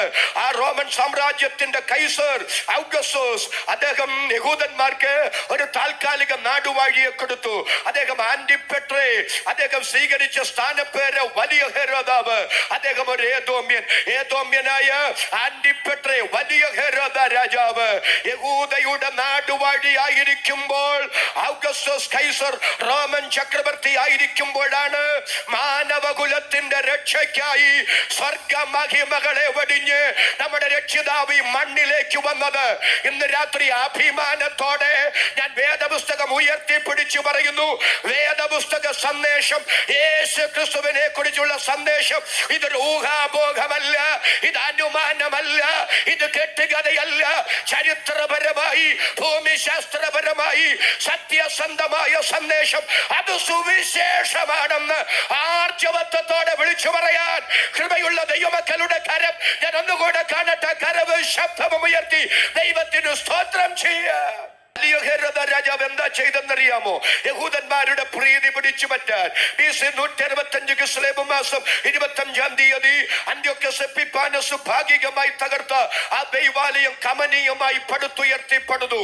ഏകദേശം 48 കൊല്ലം വേണ്ടി വന്നത് പണിയാൻ. മുഴുവൻ സ്വർണം കൊണ്ട് പൊതിയപ്പെട്ട ദൈവാലയം. ആ ദൈവാലയത്തെ നോക്കി യേശു കർത്താവ് ഒരിക്കൽ പറഞ്ഞു, ഈ ദൈവാലയം കല്ലിന്മേൽ കല്ല് ശേഷിക്കാതെ നശിക്കാൻ പോകുകയാണ്. ഞാൻ അവിടെ നിൽക്കാൻ ആഗ്രഹിക്കുന്നില്ല. യേശു കർത്താവ് അത് പറഞ്ഞ് ഏകദേശം 37 കൊല്ലം കഴിഞ്ഞു. AD 70. അന്ന് റോമിനെ ഭരിക്കുന്നത് വെസ്പേഷ്യൻ എന്ന് പറയുന്ന ചക്രവർത്തിയാണ്. സൈന്യാധിപൻ ടൈറ്റസ് ആണ്. ഇനി പറയുന്നത് നിങ്ങൾ ഹൃദയത്തിൽ എഴുതി വെച്ചുകൊള്ളണം. യഹൂദന്മാർ കാലാകാലങ്ങളിൽ അവരെ ഭരിച്ച സാമ്രാജ്യങ്ങൾക്കും രാജ്യങ്ങൾക്കും ഭരണാധികാരികൾക്കുമെതിരെ യുദ്ധങ്ങളും കലാപങ്ങളും വിപ്ലവങ്ങളും അഴിച്ചുവിട്ടിട്ടുണ്ട്. എന്താ അതിന്റെ കാരണം? ആവർത്തന പുസ്തകം 17 വീട്ടിൽ ചെന്ന് വായിക്കണം. അവിടെ ദൈവം യഹൂദന് കൊടുക്കുന്ന ഒരു പ്രമാണം, ആ പ്രമാണത്തിന്റെ പേരാണ് രാജകീയ പ്രമാണം. രാജകീയ പ്രമാണത്തിൽ ഒരു നിബന്ധനയുണ്ട്. ആരായിരിക്കണം നിങ്ങളെ ഭരിക്കേണ്ടുന്നത്? ജാതീയ രാജാക്കന്മാർ നിങ്ങളെ ഭരിക്കാൻ പാടില്ല. പിന്നെ തനി യഹൂദനായ നിങ്ങളുടെ സഹോദരനായിരിക്കണം നിങ്ങളെ ഭരിക്കേണ്ടത്. അവർക്ക് ദേശം കിട്ടി, അവർക്ക് ദൈവാലയവുമുണ്ട്. പക്ഷെ അവരെ ഭരിക്കുന്നത് ബാബിലോണ്യരും മേദ്യൻ പേർഷ്യരും ഗ്രീക്കുകാരും റോമക്കാരുമായി. നെബൂഖദ്നേസർ, നമ്പോനിഡസ്, ബേൽഷസർ, കോരേശ്, ദാര്യാവേശ്, അഗശ്വരോഷ്, അർത്തകശിഷ്ടാവ്, അല്ലേ, പിന്നെ അലക്സാണ്ടർ, അന്ത്യോക്യോസ് എപ്പിഫാനസ്, ഔഗസ്തസ് കൈസർ, തിബരിയാസ് കൈസർ, പിന്നെ ഇങ്ങോട്ട് വന്നിട്ട് വെസ്പേഷ്യൻ, ട്രാജന് ഒക്കെ മാറി മാറി, നീറോ ഒക്കെ മാറി മാറി ഇവരെ ഭരിക്കുന്നത് ജാതീയ രാജാക്കന്മാരാണ്. ഇവര് പറഞ്ഞു, ലോക ജാതീയ ഭരണാധികാരികൾ ഞങ്ങളെ ഭരിക്കണ്ട, ഞങ്ങൾക്ക് ദേശം മാത്രം പോരാ, ഞങ്ങൾക്ക് ദൈവാലയം മാത്രം പോരാ, ഞങ്ങൾക്ക് ഞങ്ങളുടേതായ സ്വതന്ത്ര ഭരണ സംവിധാനം വേണം, ഞങ്ങളെ ഞങ്ങളുടെ സഹോദരന്മാര് ഭരിച്ചാൽ മതി. അങ്ങനെ റോമൻ സാമ്രാജ്യത്തിനെതിരെ, അവരുടെ ഭരണത്തിനെതിരെ, ആ ഭരണത്തിന്റെ മേൽക്കോയ്മയ്ക്കെതിരെ ഞങ്ങൾക്ക് സ്വതന്ത്രമായ ഒരു ഭരണ സംവിധാനം വേണ്ട, ജാതീയ രാജാക്കന്മാർ ഞങ്ങളെ ഭരിക്കണ്ട. അങ്ങനെ അവര് വലിയ യുദ്ധം അഴിച്ചുവിട്ടു, വിപ്ലവം അഴിച്ചുവിട്ടു, കലാപം അഴിച്ചുവിട്ടു. അത് അമർച്ച ചെയ്യാൻ ടൈറ്റസിന്റെ സൈന്യം യെരൂശലേമിലേക്ക് വന്നു. ഒത്തിരി അവിടെ നിന്ന് പറയേണ്ടതാണ്, പക്ഷെ ചരിത്രം അധികം പറഞ്ഞ് നിങ്ങളെ ബോറടിപ്പിക്കാൻ ഞാൻ ആഗ്രഹിക്കുന്നില്ല. ഒരു പ്രധാന ആശയത്തിലേക്ക് കൊണ്ടുവരാനാണ്. ഒരു പടയാളി പന്തം കത്തിച്ചെറിഞ്ഞു, ദൈവാലയം നിന്ന് കത്താൻ തുടങ്ങി. കത്തിയ ദൈവാലയം എരിഞ്ഞമർന്ന് താഴേക്ക് വീണു. എങ്ങനെ വീണെന്നറിയാമോ? ഈ സ്വർണം മുഴുവൻ, പൊതിയപ്പെട്ട സ്വർണം മുഴുവൻ ഉരുകി ഉരുകി ഉരുകി ഉരുകി രണ്ട് കല്ലുകൾക്കിടയിൽ ചാന്തിരിക്കുന്നത് പോലെ ഇരിക്കുകയാണ്. ബിൽഡിംഗ് പണിയുന്നത് കണ്ടിട്ടില്ലേ?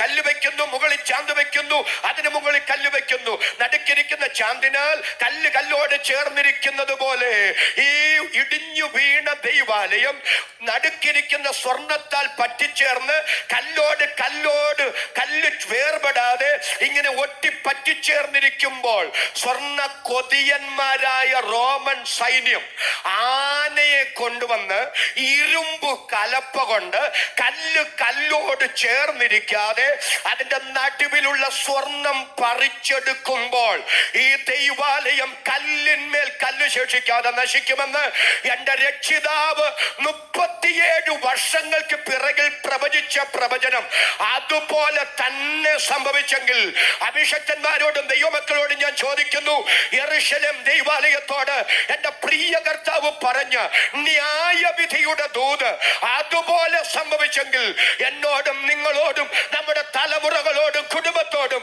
ദൈവം പറഞ്ഞിട്ടുള്ള അനുഗ്രഹിക്കപ്പെട്ട വാഗ്ദത്തങ്ങൾ അതൊക്കെ കൃത്യസമയത്ത് എന്റെ ദൈവം നിറവേറ്റി തരുമെന്നറിഞ്ഞ് അതരം തുറന്ന് ദൈവത്തിന് സ്തോത്രം പറയാൻ മനസ്സുള്ളവർ കരമുയർത്തി ഒരിക്കൽ കൂടെ ദൈവത്തിന് നന്ദി പറയാം. ദൈവ ശബ്ദത്തിനായി ഞാൻ ദൈവത്തെ സ്തുതിക്കുന്നു. എന്റെ മാന്യ സഹോദരി, എന്റെ മാന്യ സഹോദര, ദൈവം നിങ്ങളോട് പറഞ്ഞ പല വാഗ്ദത്തങ്ങളും നിങ്ങൾ പ്രതീക്ഷിച്ച സമയത്ത് നടന്നില്ല എന്നുള്ളത് കൊണ്ട് അത് നടക്കില്ലെന്നൊന്നും ചിന്തിക്കരുത്. മാനുഷികമായി നിങ്ങൾ പോലും അത് നടക്കില്ലെന്ന് പറഞ്ഞ് എഴുതി തള്ളിയതായിരിക്കാം. സെക്കര്യാവിന്റെ അടുക്കൽ വന്ന് എന്റെ ദൈവത്തിന്റെ ദൂതൻ പറയുകയാണ്, സമയത്ത് നിവർത്തിക്കപ്പെടാനുള്ള ദൈവത്തിന്റെ വാഗ്ദത്തം നിങ്ങളുടെ സമയമാണ് തെറ്റിയത്. ദൈവത്തിന്റെ സമയം തെറ്റിയിട്ടില്ല, അത് തക്ക സമയമാണ്. അതരം തുറന്ന് ആമേൻ പറയാൻ ആത്മനിയോഗമുള്ള എത്ര പേരുണ്ട്? ചിലരോട് ഇന്ന് രാത്രി പരിശുദ്ധാത്മാവ് പറയുകയാണ്, നിങ്ങളുടെ സമയത്ത് പലതും നടന്നില്ല എന്നുള്ളത് കൊണ്ട് എഴുതി തള്ളണ്ട. ദൈവത്തിന്റെ സമയം, തക്ക സമയം, വാഗ്ദത്തം തന്ന ദൈവം അതെപ്പം നിറവേറ്റണമെന്നും തന്റെ പുസ്തകത്തിൽ എഴുതിയിട്ടുണ്ടെങ്കിൽ ആ സമയം തെറ്റില്ല, ആ സമയത്ത് അത് നടന്നിരിക്കുമെന്ന് ആത്മനിയോഗത്തോടെ ഞാൻ സ്തോത്രം ചെയ്തു പറയുമ്പോൾ എന്നോട് ചേർന്ന് കരമുയർത്തി ആ വാക്കിന് ആമേൻ പറയാൻ എത്ര പേർക്ക് സന്തോഷമുണ്ട്? അവർക്കായി ഞാൻ ദൈവത്തെ സ്തുതിക്കുന്നു. അങ്ങനെ AD 70 അവരുടെ ദൈവാലയം നഷ്ടപ്പെട്ടു. വീണ്ടും അവര് വലിയ കലാപമുണ്ടാക്കി. എന്തിനാ കലാപമുണ്ടാക്കിയത്? ഞങ്ങൾക്ക് ഇനിയും ദൈവാലയം പണിയണം, ഞങ്ങൾക്ക് ഇനിയും ഭരണം തിരിച്ചു വേണം. അങ്ങനെ അവര് വീണ്ടും കലാപം അഴിച്ചു വിട്ടപ്പോ AD 136 അന്ന് റോമിനെ ഭരിക്കുന്നത് അദ്രിയാൻ എന്ന് പറയുന്ന ചക്രവർത്തിയാണ്. അദ്ദേഹത്തിന് മനസ്സിലായി ഇവരിവിടെ പാർക്കുന്നിടത്തോളം കാലം എന്നും കലാപങ്ങളും രക്തച്ചൊരിച്ചിലുകളും സംഘടനകളും വിപ്ലവങ്ങളും ഒളിപ്പോരുകളുമാണ്. അതുകൊണ്ട് അദ്രിയാൻ പറഞ്ഞു, ഒറ്റ യഹൂദൻ പോലും ഇവിടെ പാർക്കണ്ട, കുടിയിറങ്ങിപ്പോക്കോളം പറഞ്ഞു. അങ്ങനെ ലോകത്താകമാനം ഹദ്രിയാൻ അവരെ ചിതറിച്ചു വിട്ടു. അങ്ങനെ കൊച്ചിയിലുള്ള മട്ടാഞ്ചേരിയിലും തൃശ്ശൂരിലുള്ള മാളയിലും എത്തിയത്.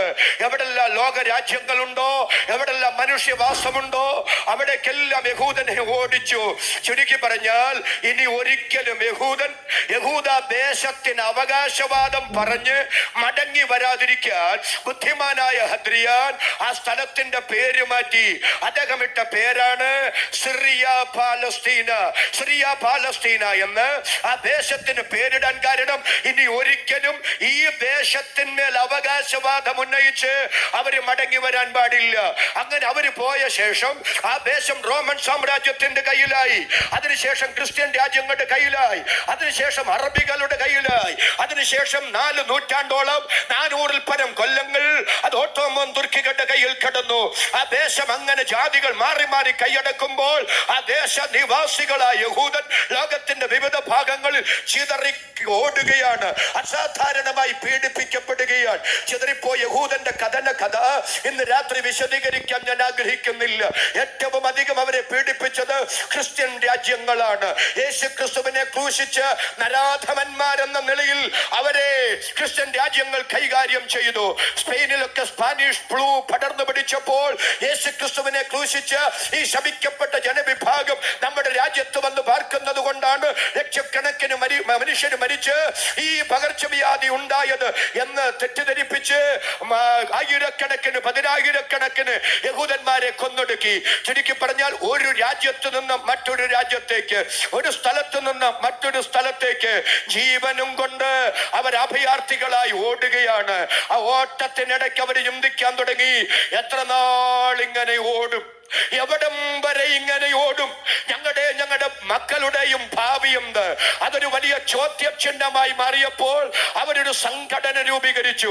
ആ സംഘടന ലക്ഷക്കണക്കിന് യഹൂദന്മാർ ആ സംഘടനയിലേക്ക് പണം അയച്ചു കൊടുക്കാൻ തുടങ്ങി. അവസാനം അവർ തീരുമാനിച്ചു, സ്വന്തമെന്ന് പറയാൻ നമുക്കൊരു ഇടം വേണം. അങ്ങനെ സ്വന്തമെന്ന് പറയാനുള്ള ഇടം അവരുടെ മാതൃദേശമാണ്. പക്ഷെ അതവർക്ക് കൈമോശം വന്നു. ആ സ്ഥലങ്ങളിൽ അറബികൾ കൈയടക്കി വെച്ചിരിക്കുകയാണ്. അതുകൊണ്ട് ഈ സംഘടന പണം കൊടുത്തിട്ട് പറഞ്ഞു, ലോകത്താകമാനമുള്ള യഹൂദന്മാരിൽ ആർക്കെങ്കിലും ആ സ്ഥലത്തേക്ക് മടങ്ങിപ്പോകാൻ ആഗ്രഹമുണ്ടെങ്കിൽ പോകണം.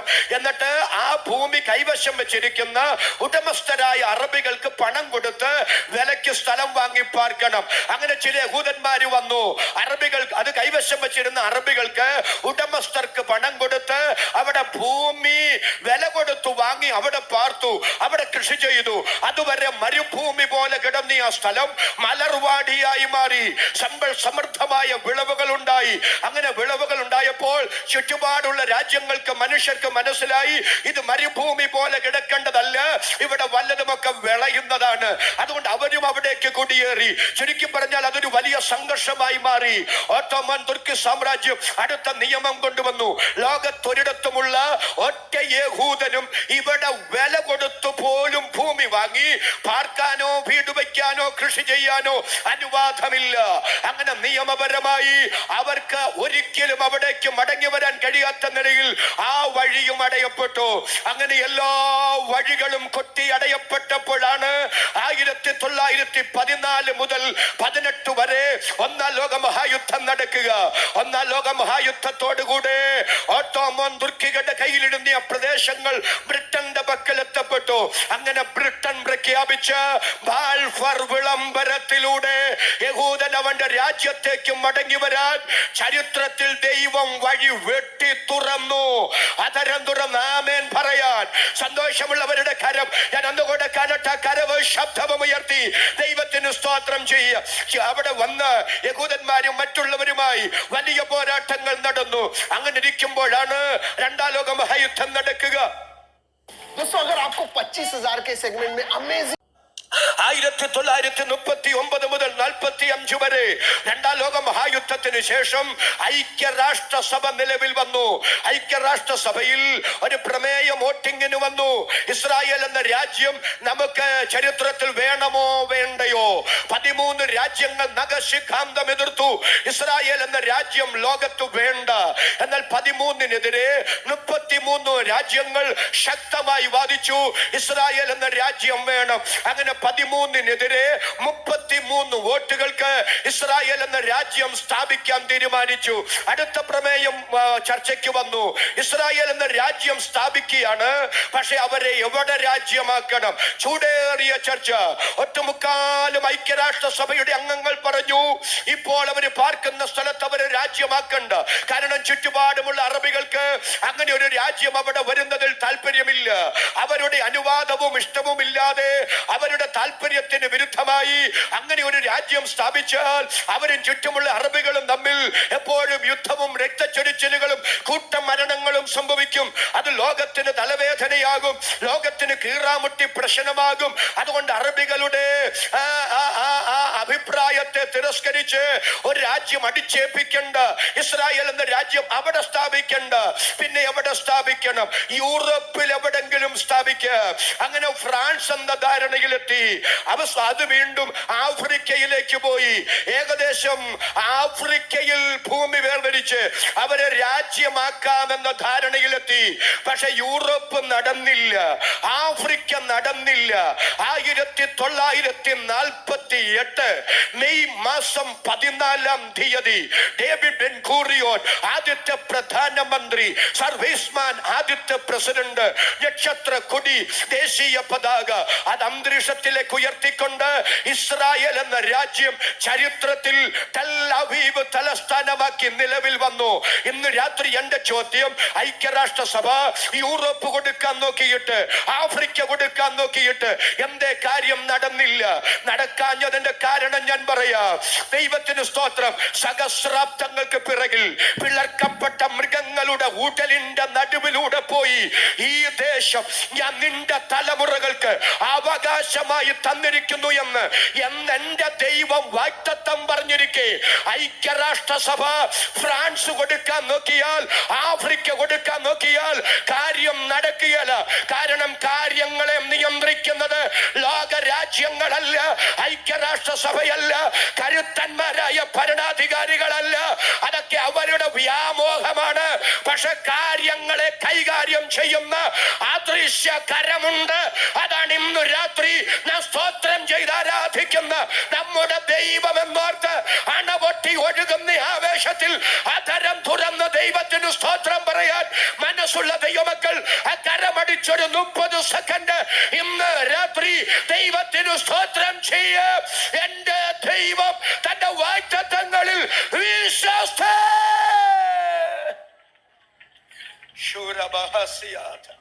ഇന്ന് രാത്രി ഞാൻ സന്തോഷത്തോടൊന്ന് യഹൂദന്, ഇസ്രായേലിന് ദൈവം കൊടുത്ത അക്ഷരീക കനാന്റെ വാഗ്ദത്തങ്ങളുടെ ഉറപ്പ് പിളർക്കപ്പെട്ട അക്ഷരീക മൃഗങ്ങളാണ്. ആ പിളർക്കപ്പെട്ട അക്ഷരീക മൃഗങ്ങളുടെ ഉടലിന്റെ നടുവിലൂടെ പോയി ദൈവം അബ്രാമിനോട് ചെയ്ത വാഗ്ദത്തങ്ങളിൽ ദൈവം എത്രയധികം വിശ്വസ്തനാണ്. എന്റെ ദൈവത്തിന് എത്ര പേർക്കൊന്ന് സ്തോത്രം ചെയ്യാൻ കഴിയും? എന്റെ ദൈവം തന്റെ വാഗ്ദത്തങ്ങളിൽ വിശ്വസ്തനാണ്.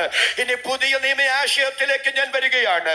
പഴയ നിയമ ഇസ്രായേലിന്റെ അക്ഷരീക കനാന്റെ വാഗ്ദത്തങ്ങളുടെ ഉറപ്പ് പിളർക്കപ്പെട്ട അക്ഷരീക മൃഗങ്ങളായിരുന്നെങ്കിൽ, പുതിയ നിയമസഭയുടെ വാഗ്ദത്തങ്ങളുടെ ഉറപ്പ് പിളർക്കപ്പെട്ട അക്ഷരീക മൃഗങ്ങളല്ല. കാൽവറിയിൽ നമുക്ക് വേണ്ടി തകർക്കപ്പെട്ട നമ്മുടെ പ്രിയ കർത്താവാണ്. എല്ലാവരും ആ കരങ്ങൾ മുകളിലേക്ക് ഉയർത്തി ഇന്ന് രാത്രി സ്തോത്രം ചെയ്തു പറ. സ്വന്തം പുത്രനെ ആദരിയാതെ നമുക്കെല്ലാവർക്കും വേണ്ടി ഏൽപ്പിച്ചു തന്നവൻ. അതരം തുറന്നു സ്തോത്രം ചെയ്തു പറ. സ്വന്തം പുത്രനെ ആദരിയാതെ നമുക്കെല്ലാവർക്കും ഏൽപ്പിച്ചു തന്നവൻ. ഇനി പുതിയ നിയമസഭയുടെ വാഗ്ദത്തം എന്താ? അത് പറഞ്ഞ് നമുക്കൊരു പ്രത്യാശയുടെ ഗീതം പാടി സന്തോഷത്തോടൊന്ന് സ്തോത്രം ചെയ്തു പോകണം. പുതിയ നിയമസഭയുടെ വാഗ്ദത്തം എന്താ? ആ വാഗ്ദത്തത്തിന്റെ ഉറപ്പെന്താ? എബ്രായ ലേഖനം 9-ാം അധ്യായം അതിന്റെ 15 മുതൽ 17 വരെ. എബ്രായ ലേഖനം 9-ാം അധ്യായം. നിമിത്തം ആദ്യ നിയമത്തിലെ ലംഘനങ്ങളിൽ നിന്നുള്ള വീണ്ടെടുപ്പിനായി ഒരു മരണമുണ്ടായിട്ട് നിത്യാവകാശത്തിന്റെ വാഗ്ദത്തം വിളിക്കപ്പെട്ടവർക്ക് ലഭിക്കേണ്ടതിന് അവൻ പുതിയ നിയമത്തിന്റെ മധ്യസ്ഥനാകുന്നു. നിയമമുള്ളിടത്ത് നിയമകർത്താവിന്റെ മരണം തെളിവാൻ ആവശ്യം. നിയമമുള്ളയിടത്ത് നിയമകർത്താവിന്റെ മരണം തെളിവാൻ ആവശ്യം. അടുത്തത്, മരണശേഷമല്ലോ നിയമം സ്ഥിരമാകുന്നത്. മരണശേഷമല്ലോ നിയമം സ്ഥിരമാകുന്നത്. അടുത്തത്, നിയമകർത്താവിന്റെ ജീവകാലത്തോളം അതിനുറപ്പില്ല. കരമുയർത്തിയുടെ നല്ല ആമേൻ എന്ന് പറയും. നിയമകർത്താവിന്റെ ജീവകാലത്തോളം ആ നിയമത്തിന് സാധുതയില്ല. എന്തോ മനസ്സിലായി? ഒന്നും മനസ്സിലായില്ലെന്ന് നിങ്ങളുടെ മുഖം കണ്ടപ്പോ എനിക്ക് മനസ്സിലായി. ഞാൻ പറയാം, എബ്രായ ലേഖനത്തിൽ എന്താ പറയുന്നെന്ന് പറയാം. അത് വിൽപത്രത്തോടുള്ള ബന്ധത്തിലാ രേഖപ്പെടുത്തിയിരിക്കുന്ന. വിശദീകരിക്കാം. ഒരു മരണമുണ്ടായിട്ട്, അടുത്തത് എല്ലാവരും ആവേശത്തോടെ പറയേണ്ടതാണ്, നിത്യാവകാശത്തിന്റെ വാഗ്ദത്തം, പുതിയ നിയമസഭയുടെ വാഗ്ദത്തം ഭൗതികമല്ല. ചാകാൻ നേരം ഇട്ടേച്ചു പോകേണ്ടുന്ന ഭൗതിക നന്മകളുടെ അതിപ്രസരണമല്ല. പുതിയ നിയമസഭയുടെ വാഗ്ദത്തം, പുതിയ നിയമസഭയുടെ വാഗ്ദത്തം നിത്യതയാണ്. അതരം തുറന്ന സന്തോഷാവകാശത്തിന്റെ വാഗ്ദത്തം. ആ നിത്യതയുടെ വാഗ്ദത്തം ദൈവം അങ്ങനെ ഉറപ്പിച്ചു തന്നേ. വിൽപത്രത്തോടുള്ള ബന്ധത്തില ഒരു മരണത്തിലൂടെയാണ്. പാലമറ്റത്ത് ഒരു തോമസ് ചേട്ടനുണ്ടെന്ന് ഇരിക്കട്ടെ. ഏതെങ്കിലും തോമസ് ചേട്ടന്മാരുണ്ടെങ്കിൽ യോഗം കഴിയുമ്പോൾ എന്നെ വെറുതെ വിട്ടേക്കണം, എന്നോട് ദേഷ്യപ്പെടരുത്. തോമസ് ചേട്ടന് 4 ഏക്കർ ഭൂമി, അതിൽ റബ്ബറാണ്. 3 ആൺമക്കൾ, നല്ല മനുഷ്യൻ. ഓരോ മകനും വിവാഹം കഴിച്ച് 3 മാസം കഴിഞ്ഞപ്പോ, മൂത്ത മകൻ വിവാഹം കഴിച്ച് 3 മാസം കഴിഞ്ഞപ്പോ 1 ഏക്കർ അവന്റെ പേരിൽ എഴുതി കൊടുത്തിട്ട് പറയടാ, എന്റെ അപ്പൻ എനിക്ക് വീതം തന്നത് നിങ്ങൾ ഒരു പരുവായ ശേഷം ഞാൻ നിങ്ങൾക്ക് തരുന്നത് പോലെ എന്റെ അപ്പൻ എനിക്ക് തന്നിരുന്നെങ്കിൽ ഈ 4നോട് ചേർത്ത് 2 കൂടെങ്കിലും ഞാൻ നേടിയേനെ. പക്ഷെ എന്റെ ഓജസ്സും തേജസ്സും അധ്വാനിക്കാനുള്ള ആരോഗ്യമൊക്കെ നഷ്ടപ്പെട്ടപ്പോഴാണ് അപ്പം വീതം തന്നെ. അതുകൊണ്ട് എന്റെ ഗതി നിങ്ങൾക്ക് വരരുത്. അതുകൊണ്ട് ഇതിൽ ഒരു തരി മണ്ണ് പോലും വിൽക്കരുത്, കൂട്ടുകല്ലാതെ കുറയ്ക്കരുത്. 1ാമത്തെ മോന്, 2ാമത്തെ മോന്, 3ാമത്തെ മോന് വിവാഹം കഴിഞ്ഞ് 3 മാസമായപ്പോ ഓരോ ഏക്കർ വെച്ചു. അവസാനം 1 ഏക്കർ തന്റെ പേരിലാണ്. അതിന് മക്കളാരും അടിപിടി കൂടാതിരിക്കാൻ മാന്യനായ മനുഷ്യൻ ഒരു വിൽപത്രം തയ്യാറാക്കി. ഇതെന്റെ മരണശേഷം എന്റെ ഇളയ മകൻ ടോമിച്ചനും കുടുംബത്തിനും ഉള്ളതാ. വിൽപത്രം എഴുതി കുറച്ചുനാൾ കഴിഞ്ഞപ്പോ നമ്മുടെ തോമസ് ചേട്ടന് തോന്നി ടോമിച്ചനും ഭാര്യയെ നോക്കുന്നത് അത്ര ഒക്കുന്നില്ല. അദ്ദേഹം ഒരിക്കൽ മോനെ വിളിച്ചിട്ട് പറഞ്ഞടാ, വിൽപത്രം എഴുതി എന്നുള്ള അഹങ്കാരത്തിൽ നീയും ഭാര്യയും കൂടെ എന്നെ ഇട്ട് വട്ടുതട്ടാവുന്നൊന്നും ചിന്തിക്കണ്ട. ഞാൻ പഴയ മനുഷ്യനാണേലും വിവരമുള്ള മനുഷ്യനാണ്. വിൽപത്രം മാത്രമേ എഴുതിയിട്ടുള്ളൂ. മര്യാദയ്ക്ക് നോക്കിയാൽ നിനക്കും ഭാര്യയ്ക്കും കൊള്ളാം, ഇല്ലെങ്കിൽ ഞാനിത് തിരിച്ചു മൂത്ത മകൻ കുര്യാച്ചന്റെ പേർക്ക്, ഇത് തിരിച്ചു കുര്യാച്ചന്റെ പേർക്ക് എഴുതുമെന്ന് കേട്ടതും ടോമിച്ചന്റെ ഭാര്യ ചീറിക്കൊണ്ട് വരികയാണ്. ടോമിച്ചന് മനസ്സിലായി ഭാര്യ ആംഗ്യം കാണിച്ച് അങ്ങോട്ടൊന്ന് മാറി വരാൻ. അങ്ങനെ ഭാര്യ മാറ്റി ആ മുറിക്കകത്ത് കൊണ്ടുപോയിട്ട് പറഞ്ഞു, എടി ഇതിപ്പോ നമ്മുടെ ചെറുപ്പത്തിലെ സമയമൊന്നുമല്ല, ഇപ്പൊ പാലമറ്റത്ത് സെന്റിന് എന്നാ വിലയെന്നറിയാവും? 1 ഏക്കറാ. എന്റെ പൊന്നു ഭാര്യയെ വേഗോളം നിൽക്കാമെങ്കിൽ 6 നിന്നുകൂടെ? അപ്പച്ചൻ ഇനി ജീവിച്ചിടത്തോളം കാലം ജീവിക്കുകയല്ല, അങ്ങേർക്കില്ലാത്ത രോഗമൊന്നുമില്ല. സഹിഷ്ണുതയോടെ കാത്തിരിക്കുക. കിട്ടുന്നത് 1 ഏക്കറാ. അതങ്ങ് ഏറ്റു. ചീറിപ്പോയ ഭാര്യ തിരിച്ചെന്റെ പൊന്നപ്പച്ചോന്നും വിളിച്ചൊക്കെ കഴിഞ്ഞു കേട്ടോ. ടോമിച്ചനും ഭാര്യയും വീട്ടിലേക്ക് വന്നു. വീട്ടിലേക്ക് വന്നിട്ടേ ആ വിൽപത്രം എടുത്ത് നെഞ്ചോട് ചേർത്ത് വെച്ചു. ഒരു ദീർഘനിശ്വാസം വിട്ടിട്ട് രണ്ടുപേരും മുഖത്തോട് മുഖം നോക്കി പറയുക, ഇനി ഇതിൽ ഒരു തരി മണ്ണും ഒരു കുര്യാച്ചനും കിട്ടുകയില്ല. നമുക്കിത് ഉറപ്പിക്കപ്പെട്ടു. എപ്പോഴാ ഉറപ്പിക്കപ്പെട്ടത്? വിൽപത്രം എഴുതിയാളും മരിച്ചപ്പോഴാ. എബ്രായ ലേഖകൻ എന്താ പറയുന്നത്? ഒരു മരണമുണ്ടായിട്ട്, എല്ലാവരും ഒന്ന് സ്തോത്രം ചെയ്ത് പറഞ്ഞ്, ഒരു മരണമുണ്ടായിട്ട് നിത്യാവകാശത്തിന്റെ വാഗ്ദത്തം വിളിക്കപ്പെട്ടവർക്ക് ലഭിക്കേണ്ടതിന് നിയമകർത്താവ് ജീവിച്ചിരിക്കുന്നിടത്തോളം കാലം നിയമത്തിന് സാധുതയില്ല. നിയമകർത്താവ് മരിക്കുമ്പോഴാണ് നിയമം പ്രാബല്യത്തിൽ വരുന്നത്. അങ്ങനെ അങ്ങനെയാണെങ്കിൽ നിത്യത എന്ന് എന്റെ വാഗ്ദത്തം ഉറപ്പിക്കപ്പെട്ടത് ഒരു മരണത്താലാണ്, നിയമകർത്താവിന്റെ മരണത്താലാണ്. ഏത് നിയമകർത്താവ്? ഇന്നേക്ക് 2024 വർഷങ്ങൾക്ക് പിറകിൽ അതരം തുറന്ന് ദൈവമക്കൾ സ്തോത്രം ചെയ്ത് ഇന്ന് രാത്രി പ്രത്യാശയോടെ പറ, ഇന്നേക്ക് 2024 വർഷങ്ങൾക്ക് പിറകിൽ തലയിൽ മുൾക്കിരീടം ചൂടപ്പെട്ട് കണ്ണുകെട്ടി തല്ലപ്പെട്ട് പുറമുഴുവചാല് പോലെ അടിച്ചു കീറപ്പെട്ട് ഭാരമേറിയ മരക്കുരിശിന്റെ ക്രോസ് ഭാഗം ചുമലിൽ ഏറ്റെടുത്ത് യെരൂശലേം തെരുവീതിയിലൂടെ വീണ്ടും എണ്ണീറ്റും വീണ്ടും രക്തത്തുള്ളികൾ ഇട്ടിട്ട് വീട്ടി എന്റെ രക്ഷിതാവ് തലയോടിടുമെന്ന ഗോൽഗോത്തായെ ലക്ഷ്യമാക്കി നടന്നു നീങ്ങി അവസാനം തലയോടിടുമെന്ന ഗോൽഗോത്ത മലയുടെ മുകളിൽ ഇരു കള്ളന്മാരുടെ നടുവിൽ മുൾക്കിരീടം ചൂടിയ തല മറ്റൊരിടത്തും ചായ്ച്ചു വെക്കാൻ ഇടമില്ലാതിരുന്നത് കൊണ്ട് സ്വന്തം തോളോട് ചായ്ച്ചു വെച്ച് സകലവും നിവർത്തിയായി എന്ന് പറഞ്ഞ് പ്രാണനെ വെടിയുമ്പോൾ ആ മരണം കൊണ്ട് ദൈവം എനിക്ക് ഉറപ്പിച്ചു തന്നതാണ് എന്റെ നിത്യതയെന്ന്. ഇന്ന് രാത്രി ഉറപ്പുള്ള ദൈവമക്കൾ ഉണ്ടെങ്കിൽ അവരെ കരമടിച്ച് അല്പ നിമിഷം ഇന്ന് രാത്രി ദൈവത്തിന് സ്തോത്രം ചെയ്യാം. ആ ഉറപ്പുള്ള, ആ ധൈര്യമുള്ള, ആ പ്രത്യാശയുള്ള അഭിഷക്തന്മാർക്കാണ്, ദൈവമക്കൾക്കാണ് ഇന്ന് രാത്രി സ്തോത്രം ചെയ്ത് പറയാൻ കഴിയുന്നത്. കൂടാരമായ ഞങ്ങളുടെ ഭൗമ ഭവനം അഴിഞ്ഞു പോയാൽ കൈപ്പണിയല്ലാത്ത ഒരു കെട്ടിടം സ്വർഗത്തിൽ ഉണ്ടെന്ന് ഞങ്ങൾ അറിയുന്നു. അതരം തുറന്ന് ആവേശത്തോടെ ഈ രാത്രി ദൈവത്തിന് നന്ദി പറയാ.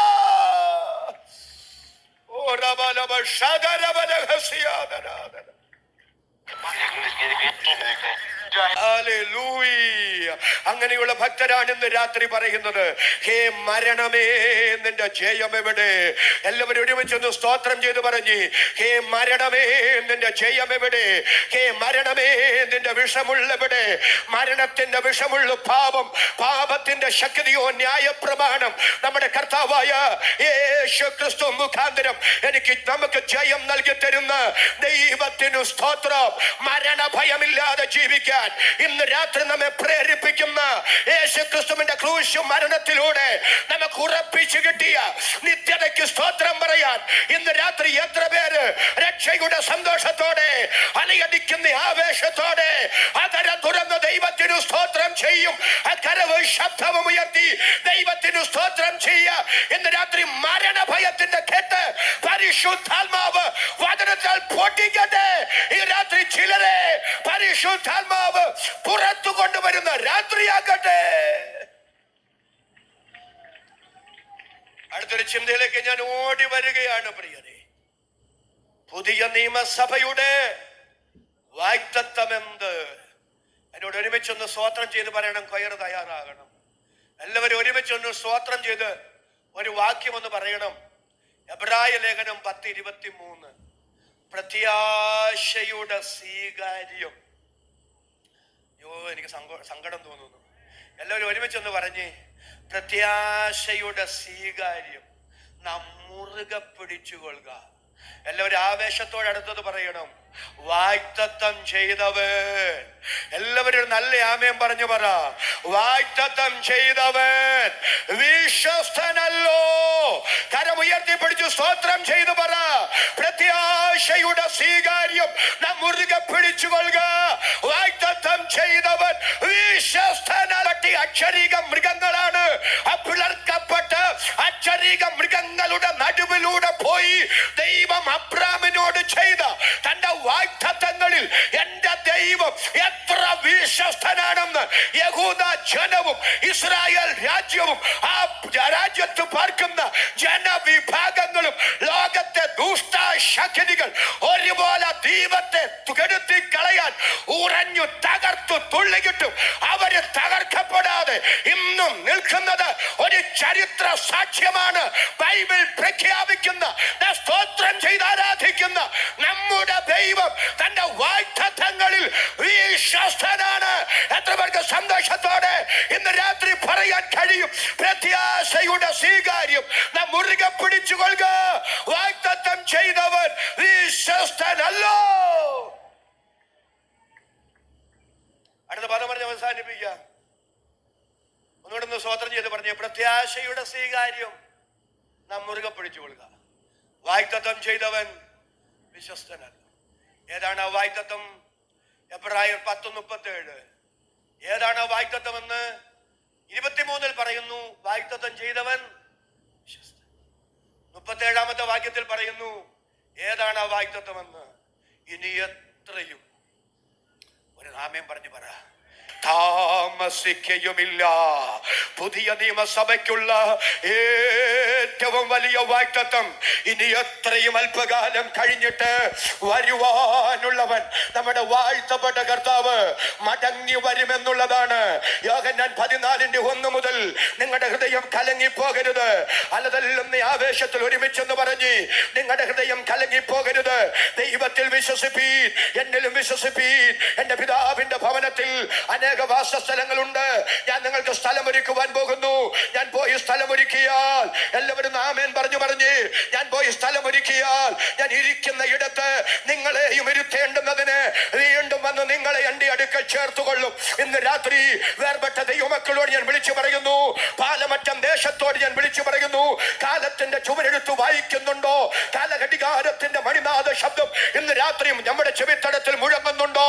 മുഴങ്ങുന്നുണ്ടെങ്കിൽ ആനുകാലിക സംഭവങ്ങൾ ശ്രദ്ധിക്കുന്നുണ്ടെങ്കിൽ കൃപ വെച്ച് ഒരുമിച്ച് ഇന്ന് രാത്രി സ്തോത്രം ചെയ്തു പറ. യേശു ക്രിസ്തു മടങ്ങി വരുന്നു. കർത്താവ് തൻ ഗംഭീരനാദത്തോടും പ്രധാന ദൂതന്റെ ശബ്ദ കല്ലറകളെ ഭേദിച്ച് കുഴിമാടങ്ങളെ പിളർന്ന് ഉയർത്തെഴുന്നേറ്റ് വരാൻ പോകുന്നു.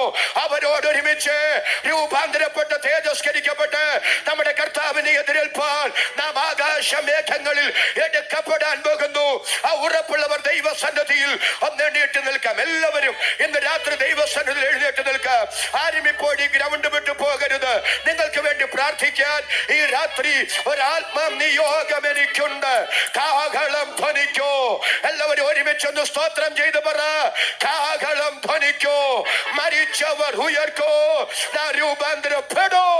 അത് അനുമാനമല്ല, അത് കെട്ടുകഥയല്ല, അത് ഊഹാഭോഗമല്ല, അത് യാഥാർത്ഥ്യമാകാൻ പോകുന്ന, അത് നടക്കാൻ പോകുന്ന വിശ്വസ്തനായ ദൈവത്തിന്റെ വിലയേറിയ വാഗ്ദത്തമാണ്. ആ ഉറപ്പുള്ള ദൈവമക്കൾ കരങ്ങൾ അടിച്ചു തുടങ്ങ. എല്ലാ കരങ്ങളും അടിക്കട്ടെ, എല്ലാ അധരങ്ങളും ചലിക്കട്ടെ. ഒരുമിച്ച് നമുക്ക് ഈ രാത്രി സ്തോത്രം ചെയ്തു പാടാം. കർത്താവ് ഗംഭീരനാദത്തോടും എല്ലാ കരങ്ങളും അടിച്ച് എല്ലാ അധരങ്ങളും തുറന്ന് ഒരുമിച്ച് പാടി ദൈവത്തിന്